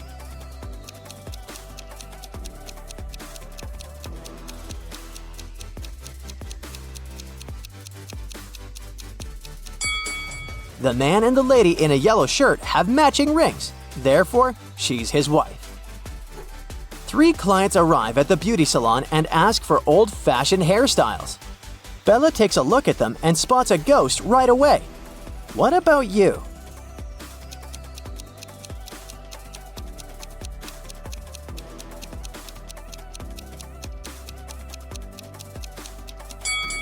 The first lady is dressed up as a ghost, but she's wearing jeans underneath her costume, so she's probably an actress. The third lady looks like an ordinary person with conservative tastes. But take a closer look at the second lady's feet. They don't touch the floor, so she's the ghost. Bella goes to the nearest store to buy some food for lunch. She sees 3 women in a line.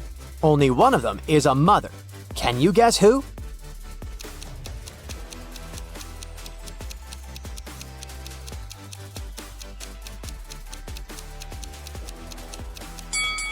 The first woman has a cart full of goods including diapers, but the size is big, so they're for elderly people.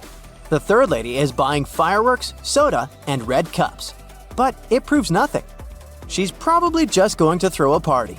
Meanwhile, the second lady has a stain on her dress and she looks pretty sleepy, so she's a mother. Bella moves on to the next store. There's a line with 3 customers, and one of them is a thief. Can you guess who?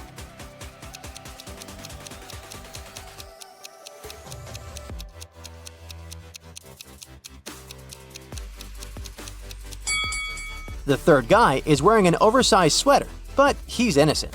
Meanwhile, the second guy in a hoodie hid the stolen goods in his hood. The next morning, Bella wakes up in an abandoned house. A creepy voice says, I'll set you free if you guess the password correctly. "Can you help her escape?"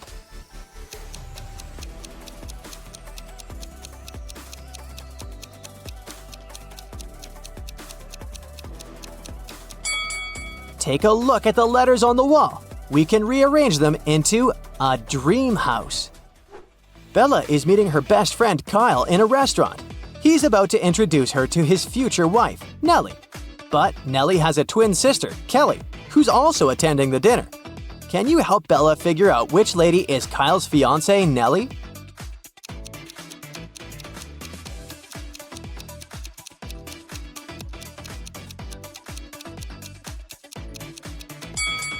The twins look exactly the same, but Nellie has a heart-shaped necklace. Bella is watching the videos of her favorite travel bloggers. One of these guys is a millionaire, while the other one is broke. Can you guess who is who?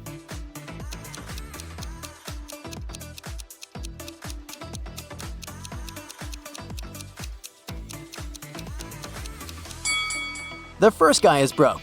He photoshopped himself into this picture on the beach. The palm trees have shadows directed to the left.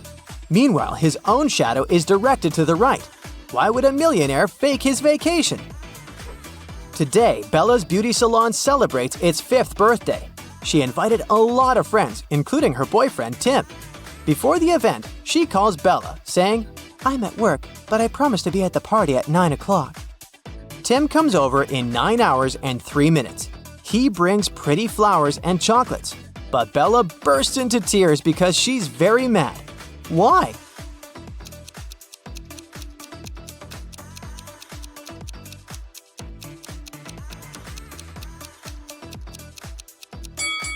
Bella was expecting her boyfriend to arrive at 9 p.m., but he came at 9 a.m. the next morning. Two ladies show up at Bella's beauty salon. One of them is super rich. Can you guess who?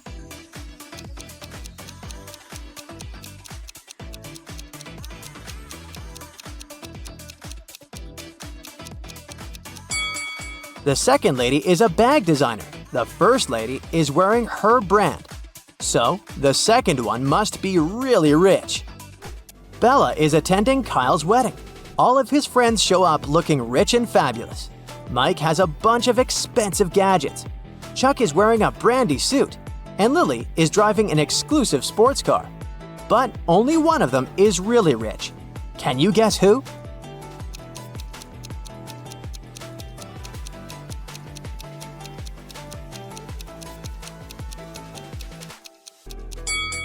Take a closer look at Chuck's suit.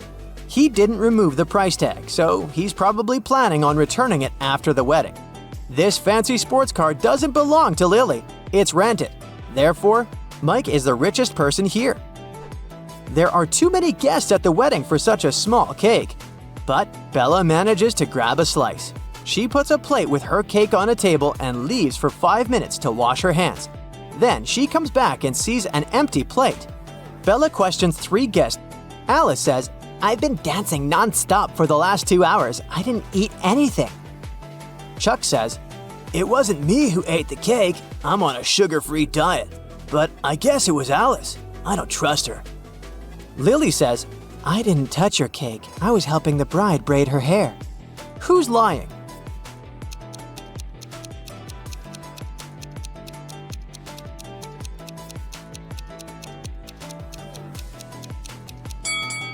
Take a closer look at the bride's hairstyle.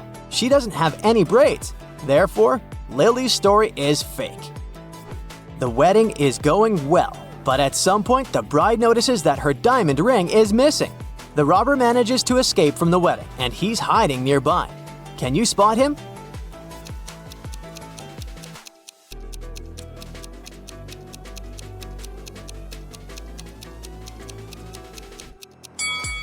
He's over here. The next morning, Bella arrives at her beauty salon. Oh no! Someone stained the walls with paint. Bella finds 3 suspects and questions them. Molly replies, "I spent the last 3 days in another state at my parents' house. You can ask them if you don't believe me." Kelly says, "Yesterday I stayed here after closing to dye my hair. Sheila was helping me with my black roots. But then we left." And Sheila says, "Yesterday I was feeling sick and left earlier. The walls were fine." Who's lying?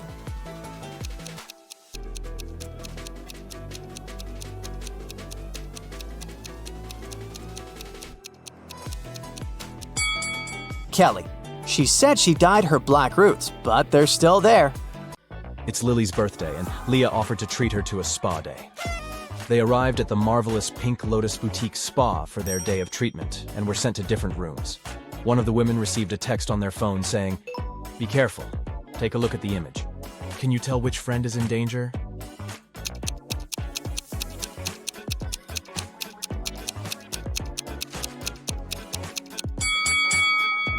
It's Lily.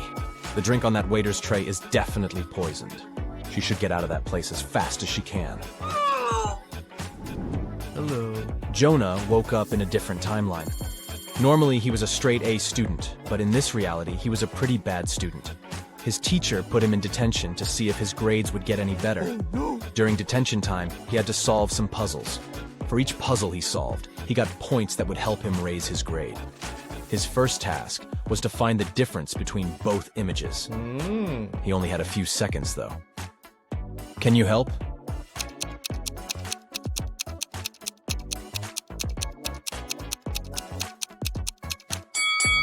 Yep, that one on the right didn't have the scribble on the paper. For his next detention challenge, Jonah had to spot the difference between these 2 rabbits riding a motorcycle. Don't ask too many questions, just help him out.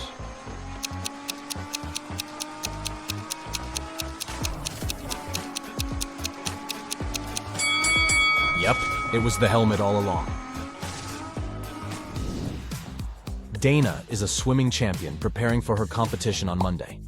24 hours before the big day, she disappears. Nobody can find her. Her mother calls the police and asks them to investigate the crime, and they come up with 3 suspects. All of them are swimmers. Hannah says she hasn't spoken to Dana since their last practice. Ashley explains that she invited Dana for lunch on Saturday, but Dana refused because she was getting her hair done for the competition.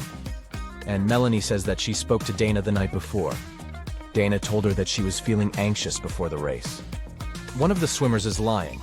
Who is it?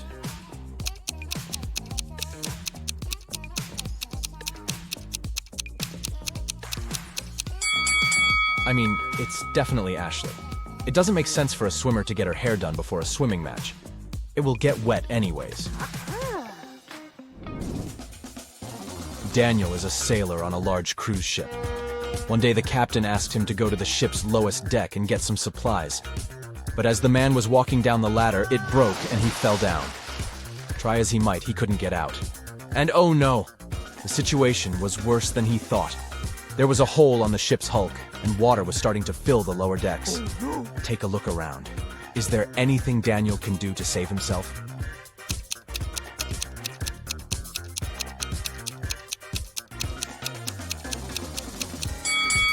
Yep, he could put on a life jacket and wait for the water to fill the lower deck. He will simply float upwards, and then he can climb up those stairs again. I mean, if that ship doesn't go all Titanic, right? Yeah. Amelie was exploring her grandmother's closet when she came across something spectacular. A time machine. She set the date back to the 16th century and pressed go. She spent the day exploring a local market, but people kept looking at her differently. One man came up to her and said he knew she was a time traveler. He locked her in his basement and said he was going to look for where she hid the time machine.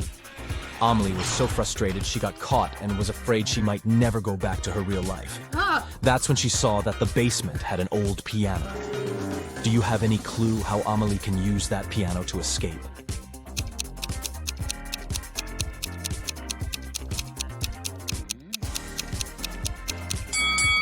That's a tricky one, but she should play it until she finds the right key. You decided you needed to go on an adventure, so you packed your backpack and went hiking the Appalachian Trail. The thing is, since this was your first hike ever, you planned poorly. Your water only lasted for a day, and you needed a refill. There are 4 sources of water before you: a pond, a lake, a juicy cactus, and a stream. Which one should you drink water from?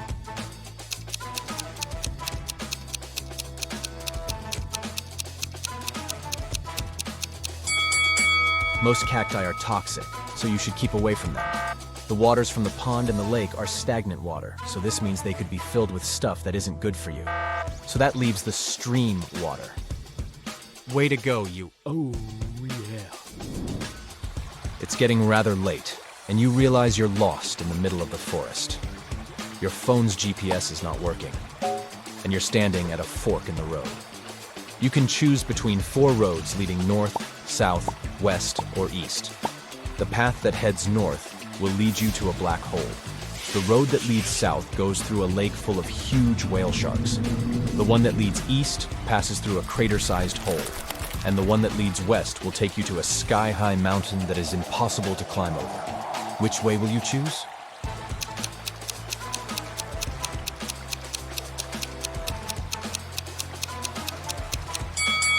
You should head south. Whale sharks pose no threat to people, and it's probably not true that they exist inside that lake. I mean, they are sea creatures. Harry has spent the last 2 weeks in Egypt exploring ancient pyramids. He's an archaeologist, and he was looking for some groundbreaking discoveries on the history of the mummies. Inside one of the pyramids, he found a secret chamber. Written on this chamber's walls was this: if one can answer correctly, an ancient secret will be revealed. And right below this, Harry found a riddle. The next answer that should escape your lips should be the creature wrapped up in cloth strips. Can you guess what Harry should answer?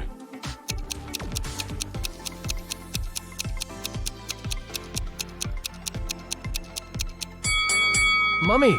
He should simply say the word mummy. Tom escaped from prison by digging a long tunnel in the floor of his cell. He had been crawling through the underground tunnel for 3 hours when he saw that the main tunnel was divided into 3 smaller ones. The first tunnel was on fire. The second tunnel was home to a nest of venomous snakes, and the third tunnel was filled with explosives. Which tunnel should Tom take to continue his prison break?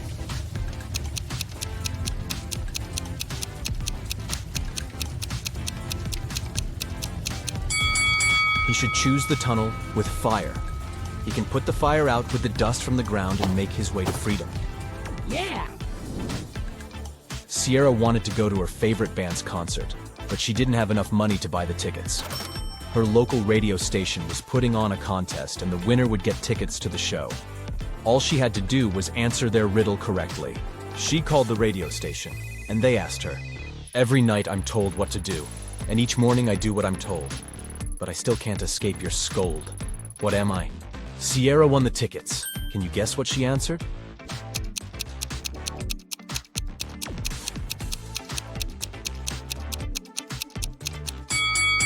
The correct answer is an alarm clock. Sounds just about right, doesn't it? Amy woke up on an estranged island. She looked everywhere for something that could help her escape and found nothing. In the following days, she continued to look for something that could give her some direction, and came across 3 torn pieces of paper that could be joined to make one. She put everything together and managed to escape the island by water, using no other resources than the things she found. Can you figure out how she managed to do that?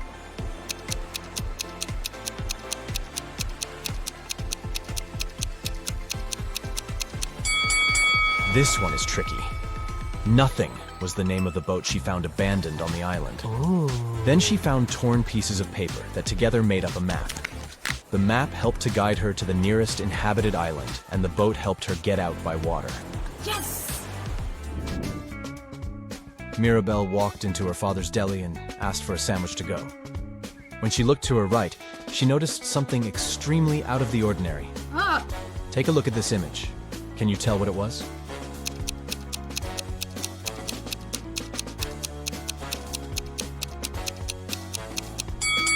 A turtle is hiding under the counter. This sure isn't normal. Melanie, Bethany, and Kathy are all getting married. Since they're best friends, they decided to go to the town's most famous designer to make their dresses. They have different budgets on how much they can spend on the dress. Take a look at the image. Can you tell which dress is more expensive?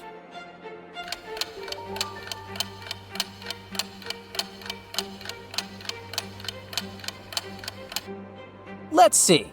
Melanie's dress is at least 2 sizes larger than hers, which means she isn't having it tailor-made just for her. And Bethany's dress has a red tag on it, which means it's probably on sale. Kathy's dress looks perfect on her, and it also has a very modern design. So her dress is probably the most expensive one. Diana is a young and ambitious entrepreneur, and she's looking for investors for her startup company. An important conference is happening in her town, but Diana doesn't have the money to take part in it. She spent all her money on the first stage of her startup. So she decided to play rookie and sneak into the conference by the bathroom window.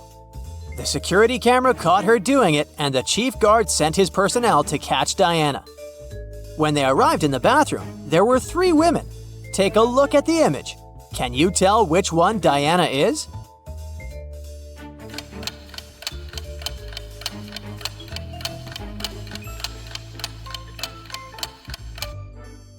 It's the one on the left. She's the only one who's not wearing the conference bracelet. Deborah decided to treat herself to a spa day in the hills. As soon as she arrived, the spa's staff gave her a few menu options for her day. Take a look at these meal trays and try to guess which one best suits Deborah. Keep in mind that she does not eat meat, fish, or any yellow fruit.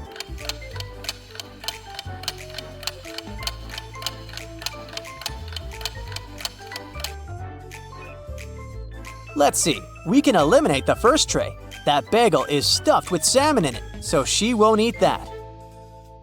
The second tray has a mango passion fruit jam spread all over the bread, so that's a no-go. The fourth tray has some bacon hidden under the waffle. I guess that leaves the third option, an avocado toast and a pink smoothie. Yummy! Fraser was walking through the park on a Sunday morning when he saw a puppy adoption stand. He couldn't help himself and adopted the cutest stray dog. He took the dog to live at the house he shared with 3 other people without asking them first. 6 months later, Fraser arrived home late at night and the puppy was gone. He interviewed his roommates to try to figure out what happened to the dog. Alice said she spent the last few days at her boyfriend's house and had no clue where the puppy was. John said he hadn't touched the puppy because of his allergies. And Mark said he had seen the dog in the morning and then noticed that the house got awfully quiet during the afternoon. Can you tell who's lying?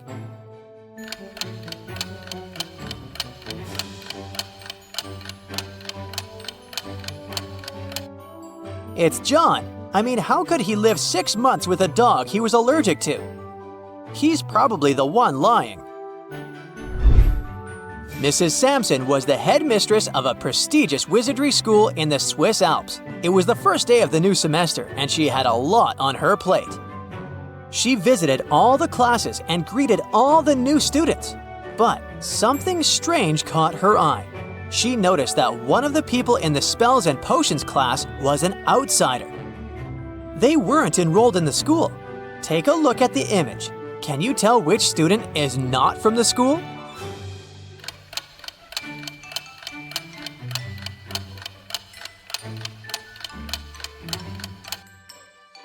Look at that boy's hand. He's not holding a wand. It's just a wooden stick.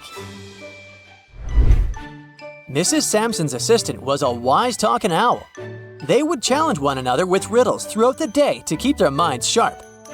Judy, the owl, asked Mrs. Sampson, I'm taken from a mine and shut in a wooden case, from which I am never released. And yet, I'm used by almost every person, almost every day. What am I?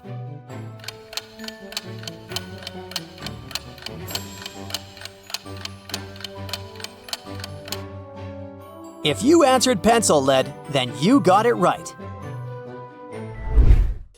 Taylor was nervous. It was the debut night of her first tour. She had practiced endless hours to make everything perfect. But something went very wrong. When she went to try out her first costume for the show, it was all ripped. If that wasn't enough, all the other costumes were also ruined. She called her best friend, who was also an expert investigator, to help her find the culprit. The sound manager said he'd been out the day before to get some new equipment for the singer. The costume designer said she was dealing with enough stress as it was and started crying when the singer told her what had happened. The security guard said he had been on post the entire night and didn't see anything strange happen in the venue. The backup dancer said she had used the stage to rehearse some of the moves, but also didn't see anyone come inside. Can you figure out who did it?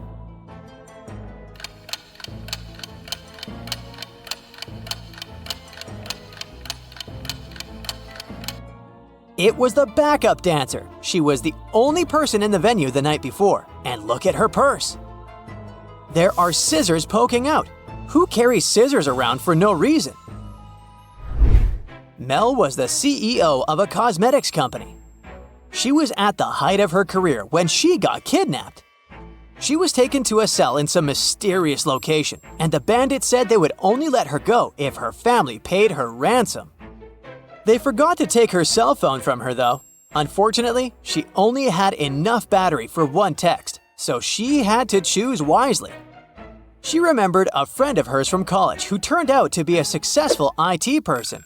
She texted the friend an encrypted message that read like this: JUXBTFSJL. Can you figure out how to decipher this message?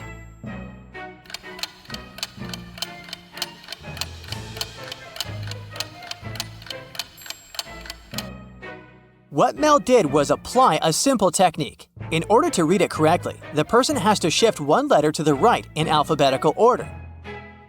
The message reads, "It was Eric." So when the news got out that she was being held hostage, her college friend had already solved the case and helped rescue Mel. In Mount Hillside Elementary School, there are 5 students in a class. Anna, Valerian, Vicky, Solana, and Serge. Here are a few things you need to know about them. 1. The one who loves Valerian is friends with Solana. 2. Those whom Vicky considers her enemies are called Anna and Solana, but Vicky is friends with Valerian and Serge. 3. Valerian is friends with Vicky, Anna, and Serge, but not friends with Solana. What is the name of the girl who loves Valerian?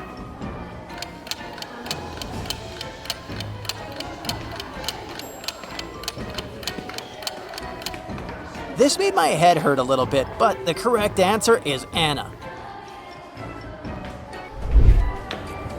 Maya was exploring the ancient woods behind her house, and she ran into a time-traveling rabbit. The rabbit was mischievous and loved playing pranks on people and confusing them. He asked Maya several confusing questions and finished with this riddle.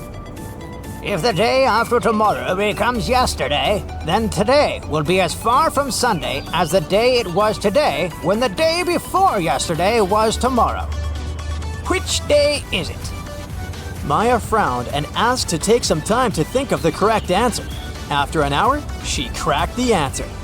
Can you figure it out as well?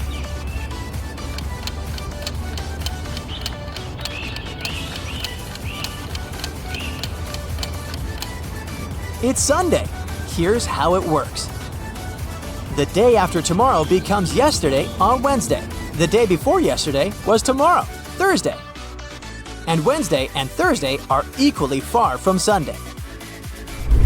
The rabbit enjoyed playing games with Maya, so he continued his mind tricks.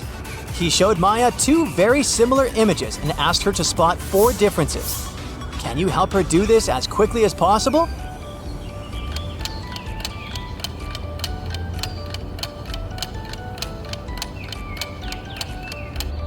Let's see. The witch on the right is missing a feather on her shoe, some lace on her dress. Her hat is not pointy, and the tree behind her is missing an apple. Phew! Loki is hiking in a chanted forest. Suddenly, he gets into a magic trap. A wicked wizard, whose name is Olaf, offers him a deal. I'll set you free if you manage to crack all my riddles. First of all, organize these objects in order of invention. Olaf shows Loki a wheel, a lighter, a vase, a bow, and a light bulb. Can you help him put them into the correct positions?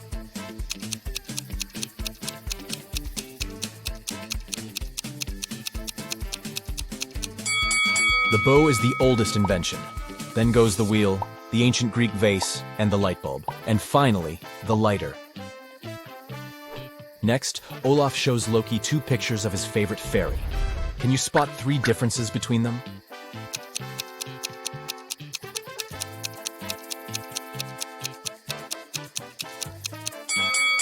Here they are. The next task for Loki is to guess a word. Even when it passes in front of the sun, it doesn't cast a shadow. What is it?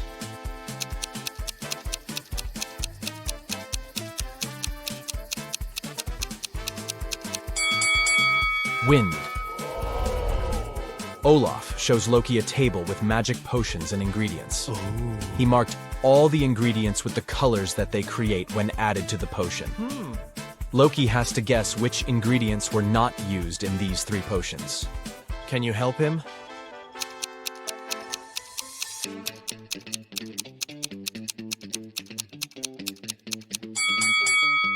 We need red and yellow for the orange potion. For the blue one, dark blue and white. And for the dark green potion, we need green and black. So the extra ingredient is the pink one. Yeah! Loki cracks the riddle, and Olaf asks the next question. What stones will you never find in a river? Do you have any clue?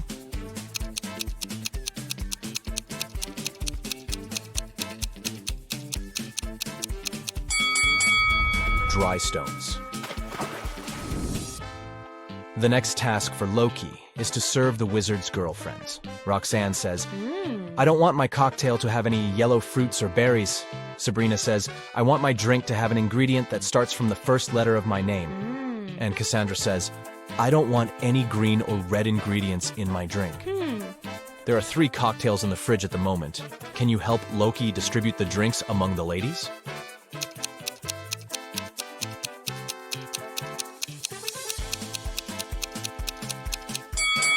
The second cocktail is yellow, so it doesn't have anything red or green. It's for Roxanne.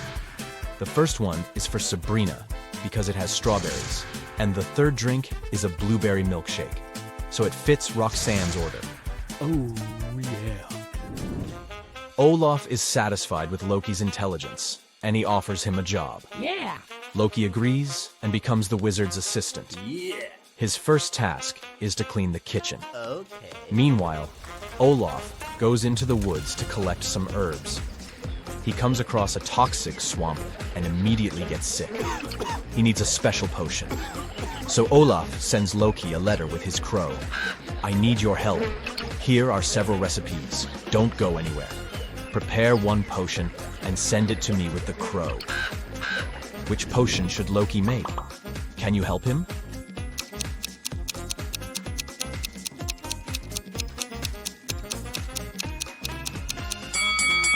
Olaf says that Loki shouldn't go out, which means he can only use the ingredients that they have in the house. So Loki can't cook the first and the third potion. As for the second one, all the necessary ingredients are in her kitchen. Olaf gets better, but he still needs to stay in bed. So he sends Loki to the pet shop. The task is to buy a new cat. Olaf wants it to look like the cat that lived with him before. It must have green eyes and a one-color tail. Also, it shouldn't have any black wool. And it shouldn't be tabby. Can you help Loki find the right cat for Olaf?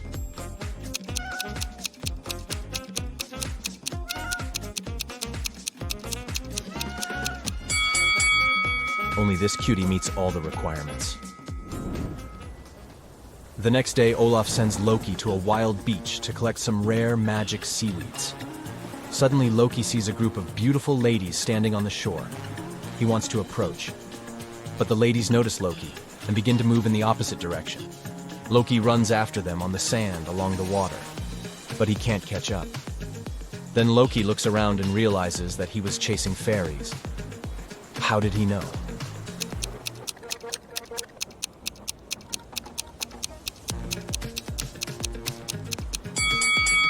Loki ran after those ladies on the sand, but he can only see his own footprints. The fairies were flying.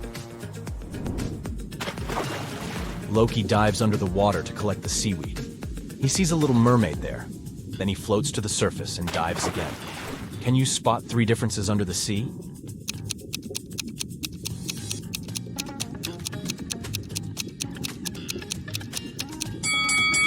Here they are. Olaf's daughter, Salma, is a talented young witch. She likes getting into trouble. And this time, she was put in jail. Loki comes to the police station to rescue her. He pays bail, and the police officer is going to release Salma. One of these ladies is about to be free. Can you guess who?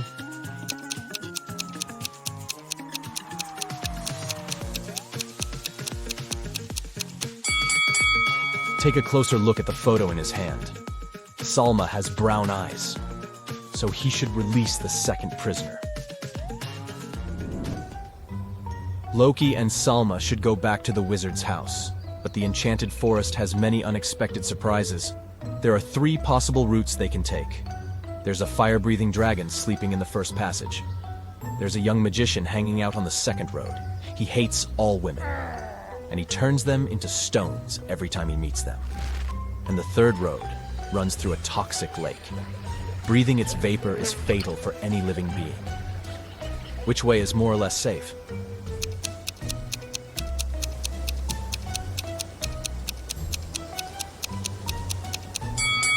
The guys can take the second route.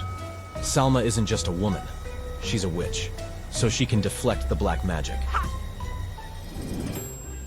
The guys keep on walking and see an amusement park. The owner is very upset.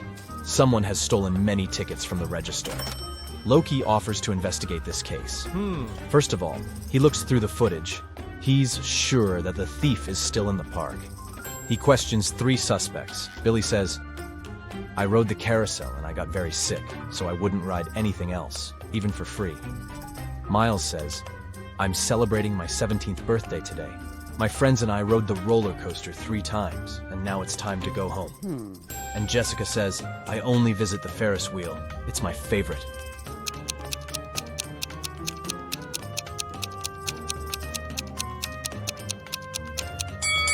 Miles has tricked Loki.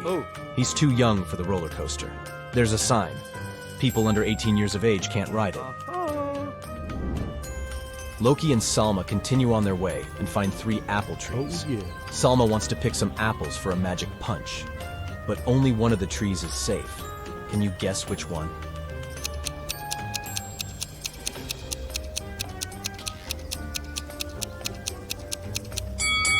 All the footsteps are leading to the first tree, but not a single animal walked away from it, so it probably has some hidden danger. There are some creepy runes on the trunk of the second tree, so it's probably cursed. Therefore, they should choose the third tree. The guys are picking the apples and putting them in Salma's hat, and suddenly they meet someone very curious.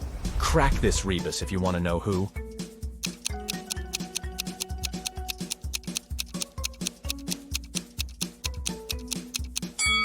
A bear.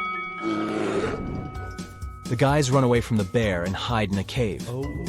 Luckily, Salma managed to collect 14 apples before the escape because they met 7 hungry gnomes inside the cave. They demand payment for the shelter. How can Salma divide the fruits among the gnomes so that each gnome could get an equal amount of oranges?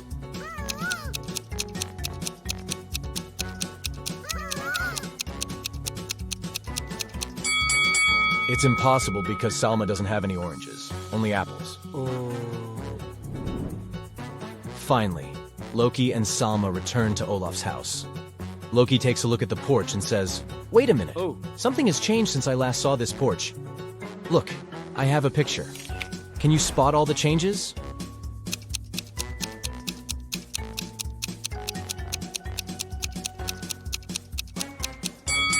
The runes at the door are now reflected.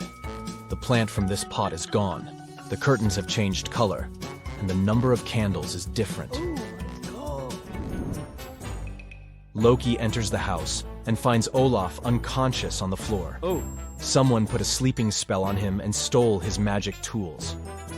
Loki interrogates 3 suspects among Olaf's neighbors. Cassandra says, "I just got home from a pumpkin festival. Everyone can verify my words."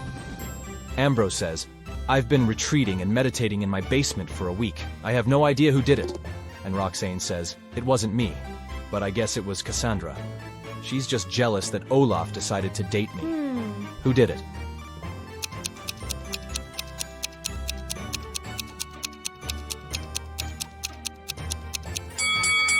Take a closer look at the witch's cauldron in Ambrose's house. There's an engraving saying Olaf's property, so he's the thief.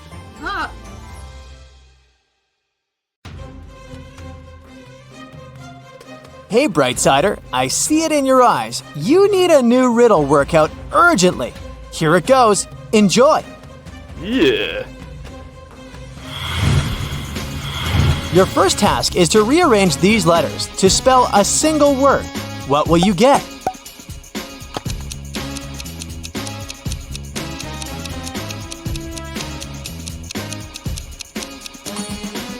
A single word, of course. The answer was actually in the question itself. How many letters are in the alphabet? The answer might be a bit less straightforward than you'd prefer.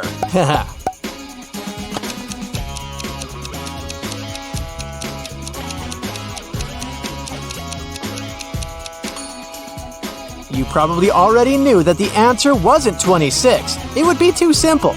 There are 11 letters in the words the alphabet. There was a green glass door in the middle of a big city. Rumor had it something mysterious and beautiful was hidden behind this door.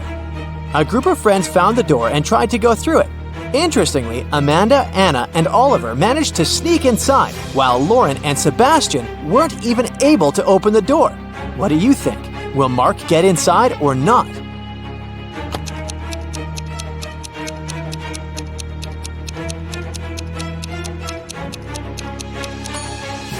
Mark will easily open the door and go through it.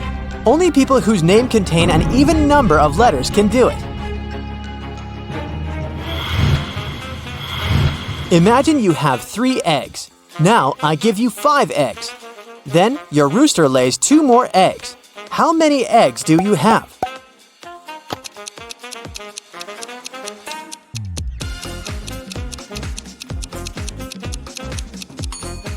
Just those 5 eggs I gave you. Your imaginary eggs don't count, and roosters don't lay eggs.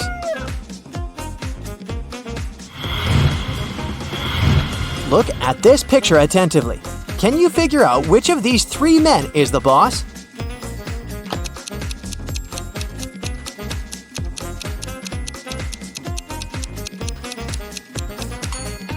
It's the man on the right. Do you see that his suit jacket is hanging on the boss's chair? No matter who's standing behind the desk, he's the boss. Now a bit of math for you. How can 4 be half of 5?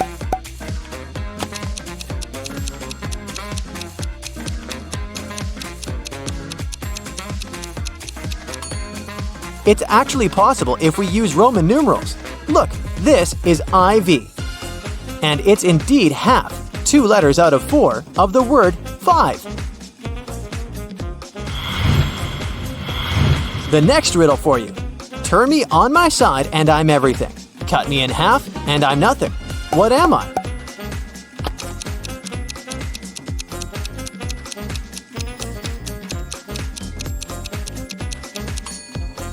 I'm the number 8. When on its side, it looks like the infinity sign. But if you cut it in half, it'll turn into 0. I can't talk, but I'll answer you if you speak to me. What am I?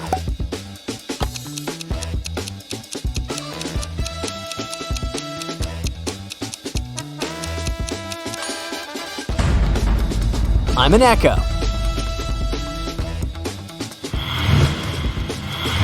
It's orange and sounds like a parrot.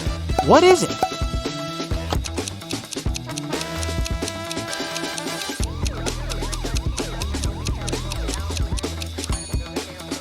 It's a carrot. It belongs to the month of December, but not any other month. It's also not a holiday. Then what is it?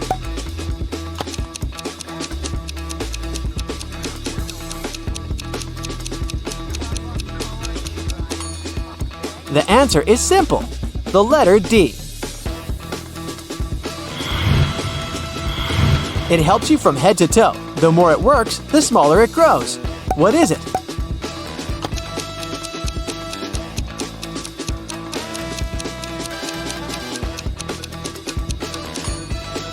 It's a bar of soap.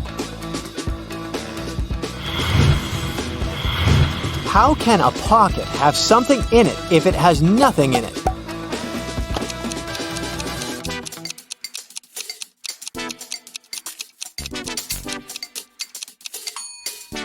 If it has a hole in it, it can definitely have nothing else.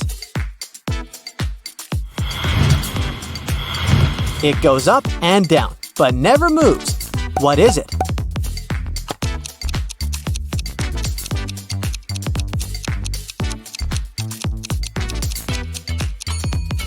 It's stairs. Can you name 4 days of the week that begin with the letter T? To crack this riddle, you need to think a bit outside the box.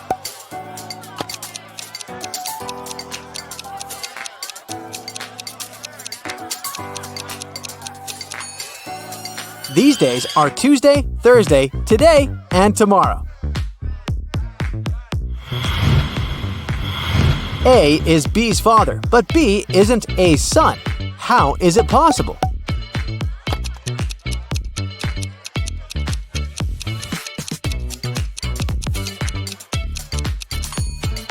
B is A's daughter. What is always in front of you, but you can't see it?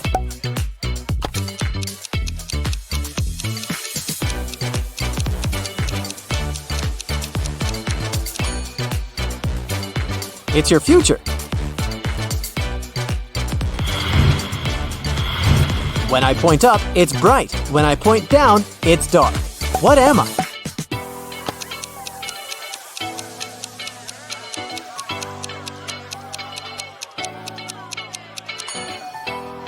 I'm a light switch. What has to be broken before you can use it?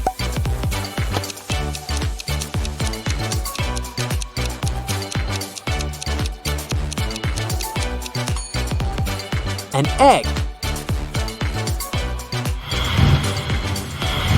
Can you find a mistake in this picture?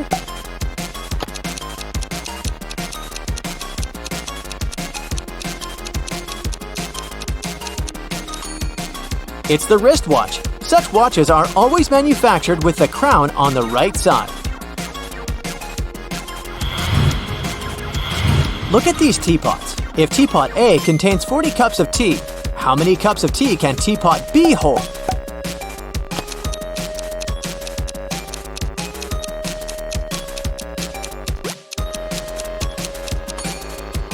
Even though teapot B is larger than teapot A, its spout is placed at the level that corresponds to the middle of teapot A, which means that if you pour inside more than 20 cups, the tea will start overflowing.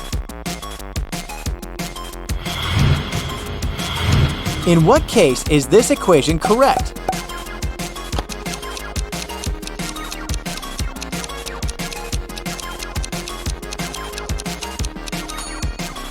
When we're talking about time, 1 p.m. plus 20 minutes is the same as 2 p.m. minus 40 minutes. A few college students went camping. They were dancing near the campfire when it suddenly started raining. The campfire got extinguished. One of the students, Eden, had a flashlight and some batteries, 8 in total. 4 of them were charged and 4 were not. Eden didn't know which batteries were charged. What is the least number of attempts Eden will need to light up the flashlight?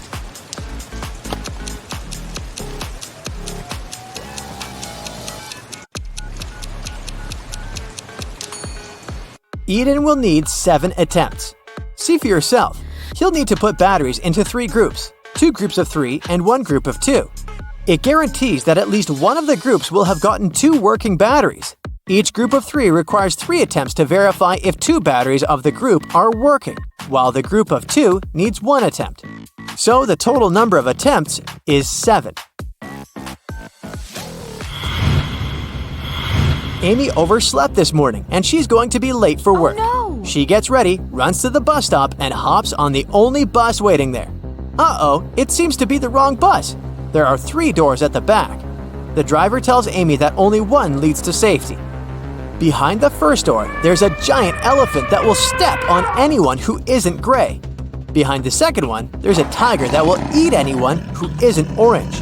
Behind the third door, there's an anaconda that will swallow anyone that isn't green. Uh-oh. Amy also sees 2 buckets of paint. One is yellow and the other is red. Which door should the girl choose?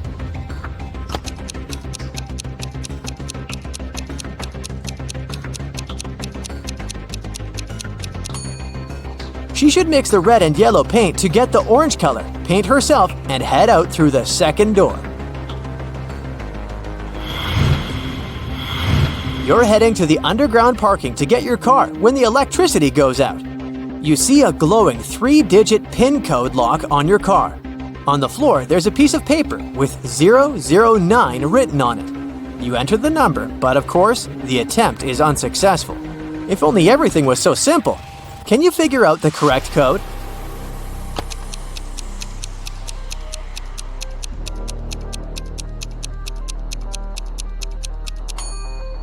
All you need to do is flip the paper upside down and you'll get the correct number. It's 600. John is looking for a gift at a shopping mall. One of the stores has a mysterious extension that leads to a vault filled with diamonds and gold jewelry. As soon as he walks in, the owner pulls the bars down and locks him in the room. He tells John he has to eat one of the 3 cookies lying on the table. Then he'll be set free and get the treasure. The first cookie will turn John into an animal. The second cookie will make him a giant. The last one will make him invisible. Which one should he eat?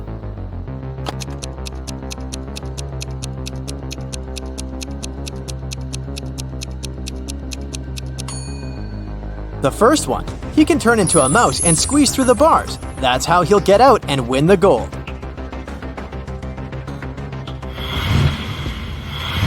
Mark and Amy were parents to a boy called Jacob. One day, Mark's laptop disappeared and nobody in the house could find it. They called the police. When a detective arrived and searched the scene, he found a note on Mark's desk. It was written by Jacob. The note read, "Wow!" The detective immediately figured out who had taken the laptop. Can you understand it too?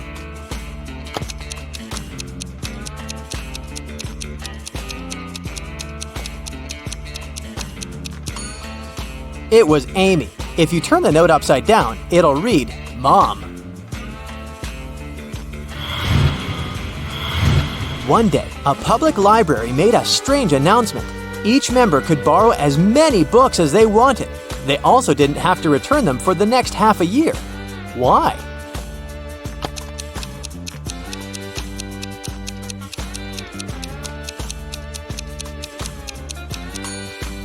The library was moving to a new building, but they didn't have enough money. And this way, the patrons would move most of the books by themselves.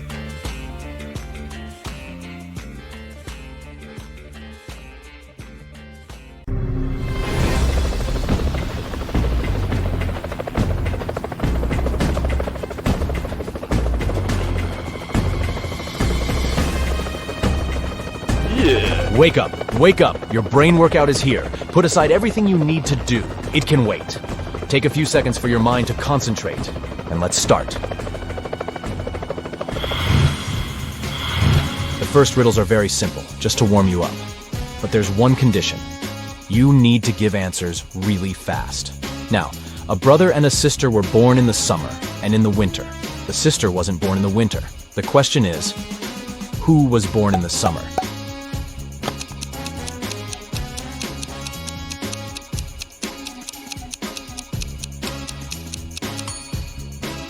Sister, but that was not my answer, duh. Alex is Charlie's father. Which of them was born later?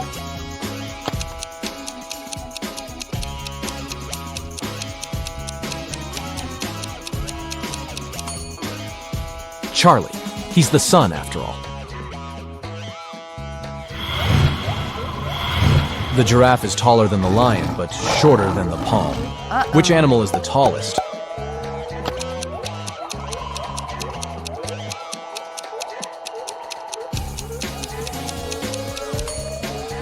The giraffe, of course. The palm is not an animal, right?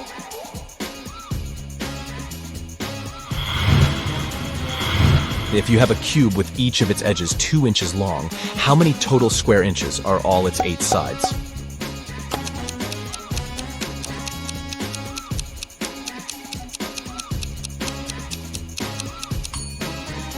Hard to say since any cube only has 6 sides. What is the correct way to say the yolk of eggs is white or eggs yolk is white?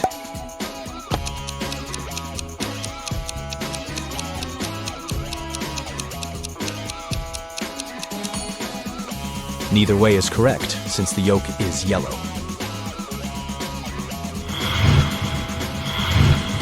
When is a door not a door?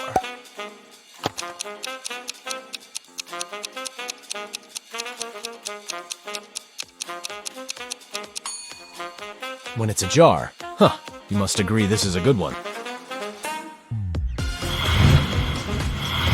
What can't fit even in the largest pot on Earth?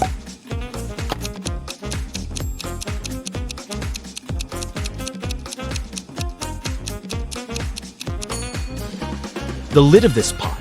If you don't believe me, go to the kitchen and check it out.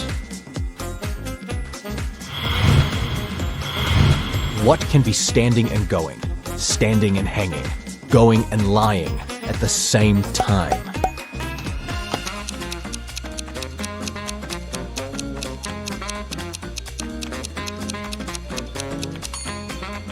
A clock. Now, I've got a different task for you. Look at this picture and try to figure out who is not a teacher.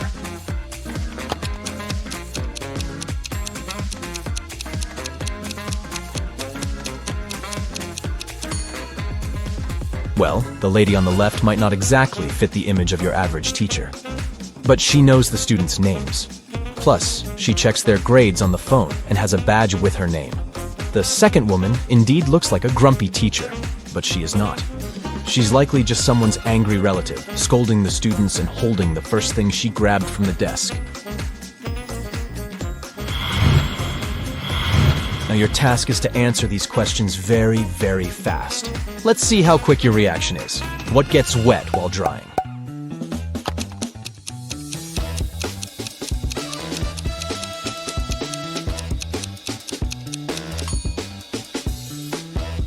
A towel. I'm light as a feather, yet the strongest person can't hold me for 5 minutes. What am I?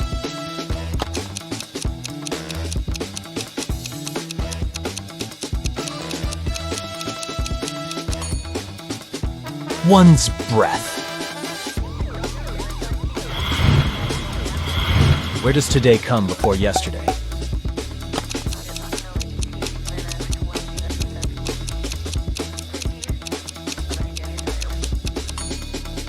Only in the dictionary. What can you catch but not throw?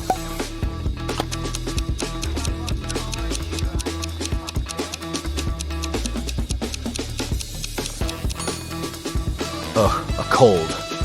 Take care, guys.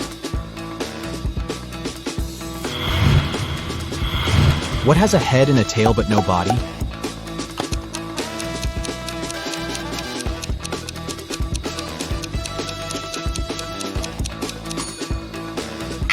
It's a coin. What tastes better than it smells?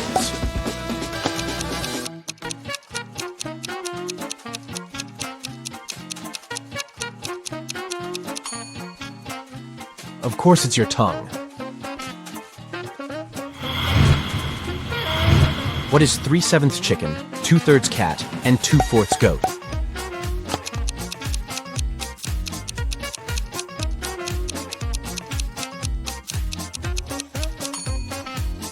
It's Chicago. What has words but never speaks?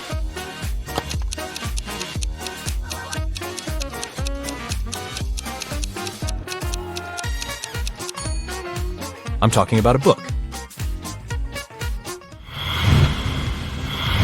Andrew had been sick for a week, so he asked his friend Jesse to take his books out of his locker at college. But instead of simply telling Jesse the 3-number combination he needed to open the locker, Andrew asked him to look for a small note under his locker. After school, Jesse went to Andrew's locker and pulled the paper out. This is what was written on the paper: 24, 24, 22, 9, 9, 9, 9, 22, 24, 22, 9, 9. Thinking this would be easy, but a little tedious, Jesse entered every arrangement of 24, 22, and 9 he could think of, but the lock didn't open. Realizing there was something behind these numbers that he wasn't noticing, Jesse sat down for a few minutes to think it out. After some time, Jesse went to the locker, entered a combination, and the locker opened. What was the combination?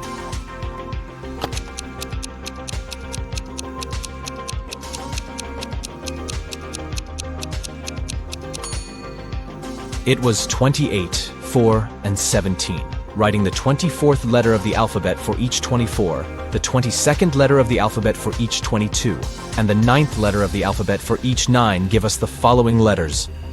It is now clear that the combination is written in Roman numerals, and the only Arabic numerals corresponding to them are 28, 4, and 17. 3 men were in a store when Susan noticed that a pair of green pants was missing. Look at this picture and try to figure out which of these 3 guys stole the pants.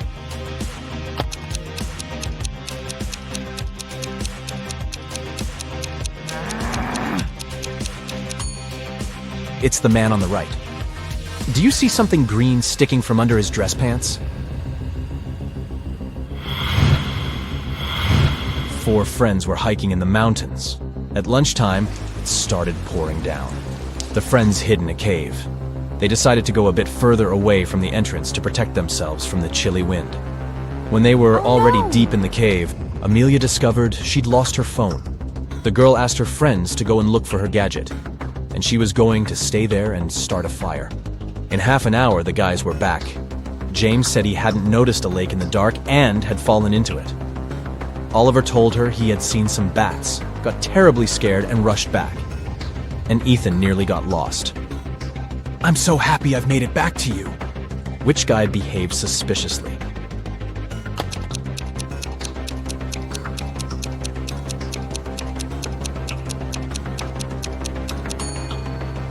Ethan lied. James was soaked through after falling into the water. But why was Ethan's hair wet? It looks as if he was outside in the rain, but decided not to tell his friends about it. Jackson was going to marry the love of his life, Liza. But one day before the wedding, his fiancée disappeared. Her room was a mess. On her bed, Jackson found a note with several hastily written numbers: 5509710. Jackson knew 3 other guys were in love with Liza. Jaden was a landscape designer and often sent Liza beautiful flowers. Luke owned a gas station and usually tanked up the girl's car for free. And Asher was a hairstylist and helped Liza with her hair. All of these guys wouldn't be above taking the girl away to prevent her from marrying Jackson. But just one of them was actually guilty. Who?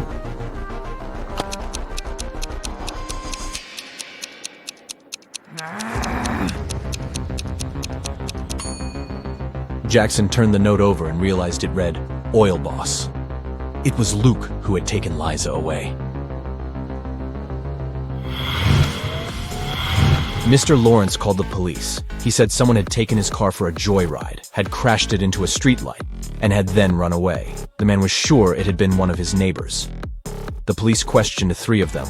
Ivy answered she had been at work and arrived home only in the evening. Cameron told the police he'd been helping his dad remove old stuff from the attic. And Aaron claimed he'd been hanging out with his friends, eating pizza, and binge-watching the latest series. After listening to all the suspects, the police officers arrested one of them. Who was it?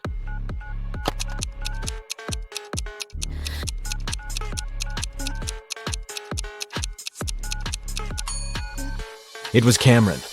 There's no attic in his house. He invented the whole story.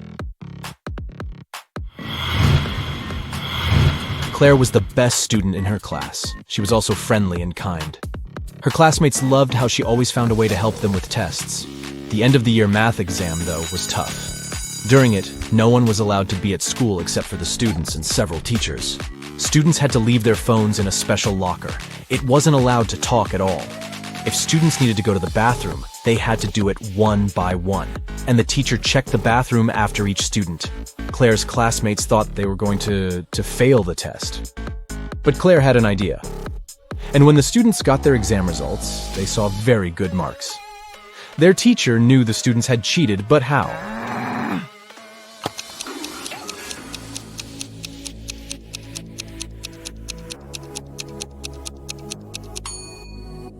Claire was the first to go to the bathroom. She wrote the correct answers on the steamy mirror with her finger, and her classmates read the answers by breathing on the mirror.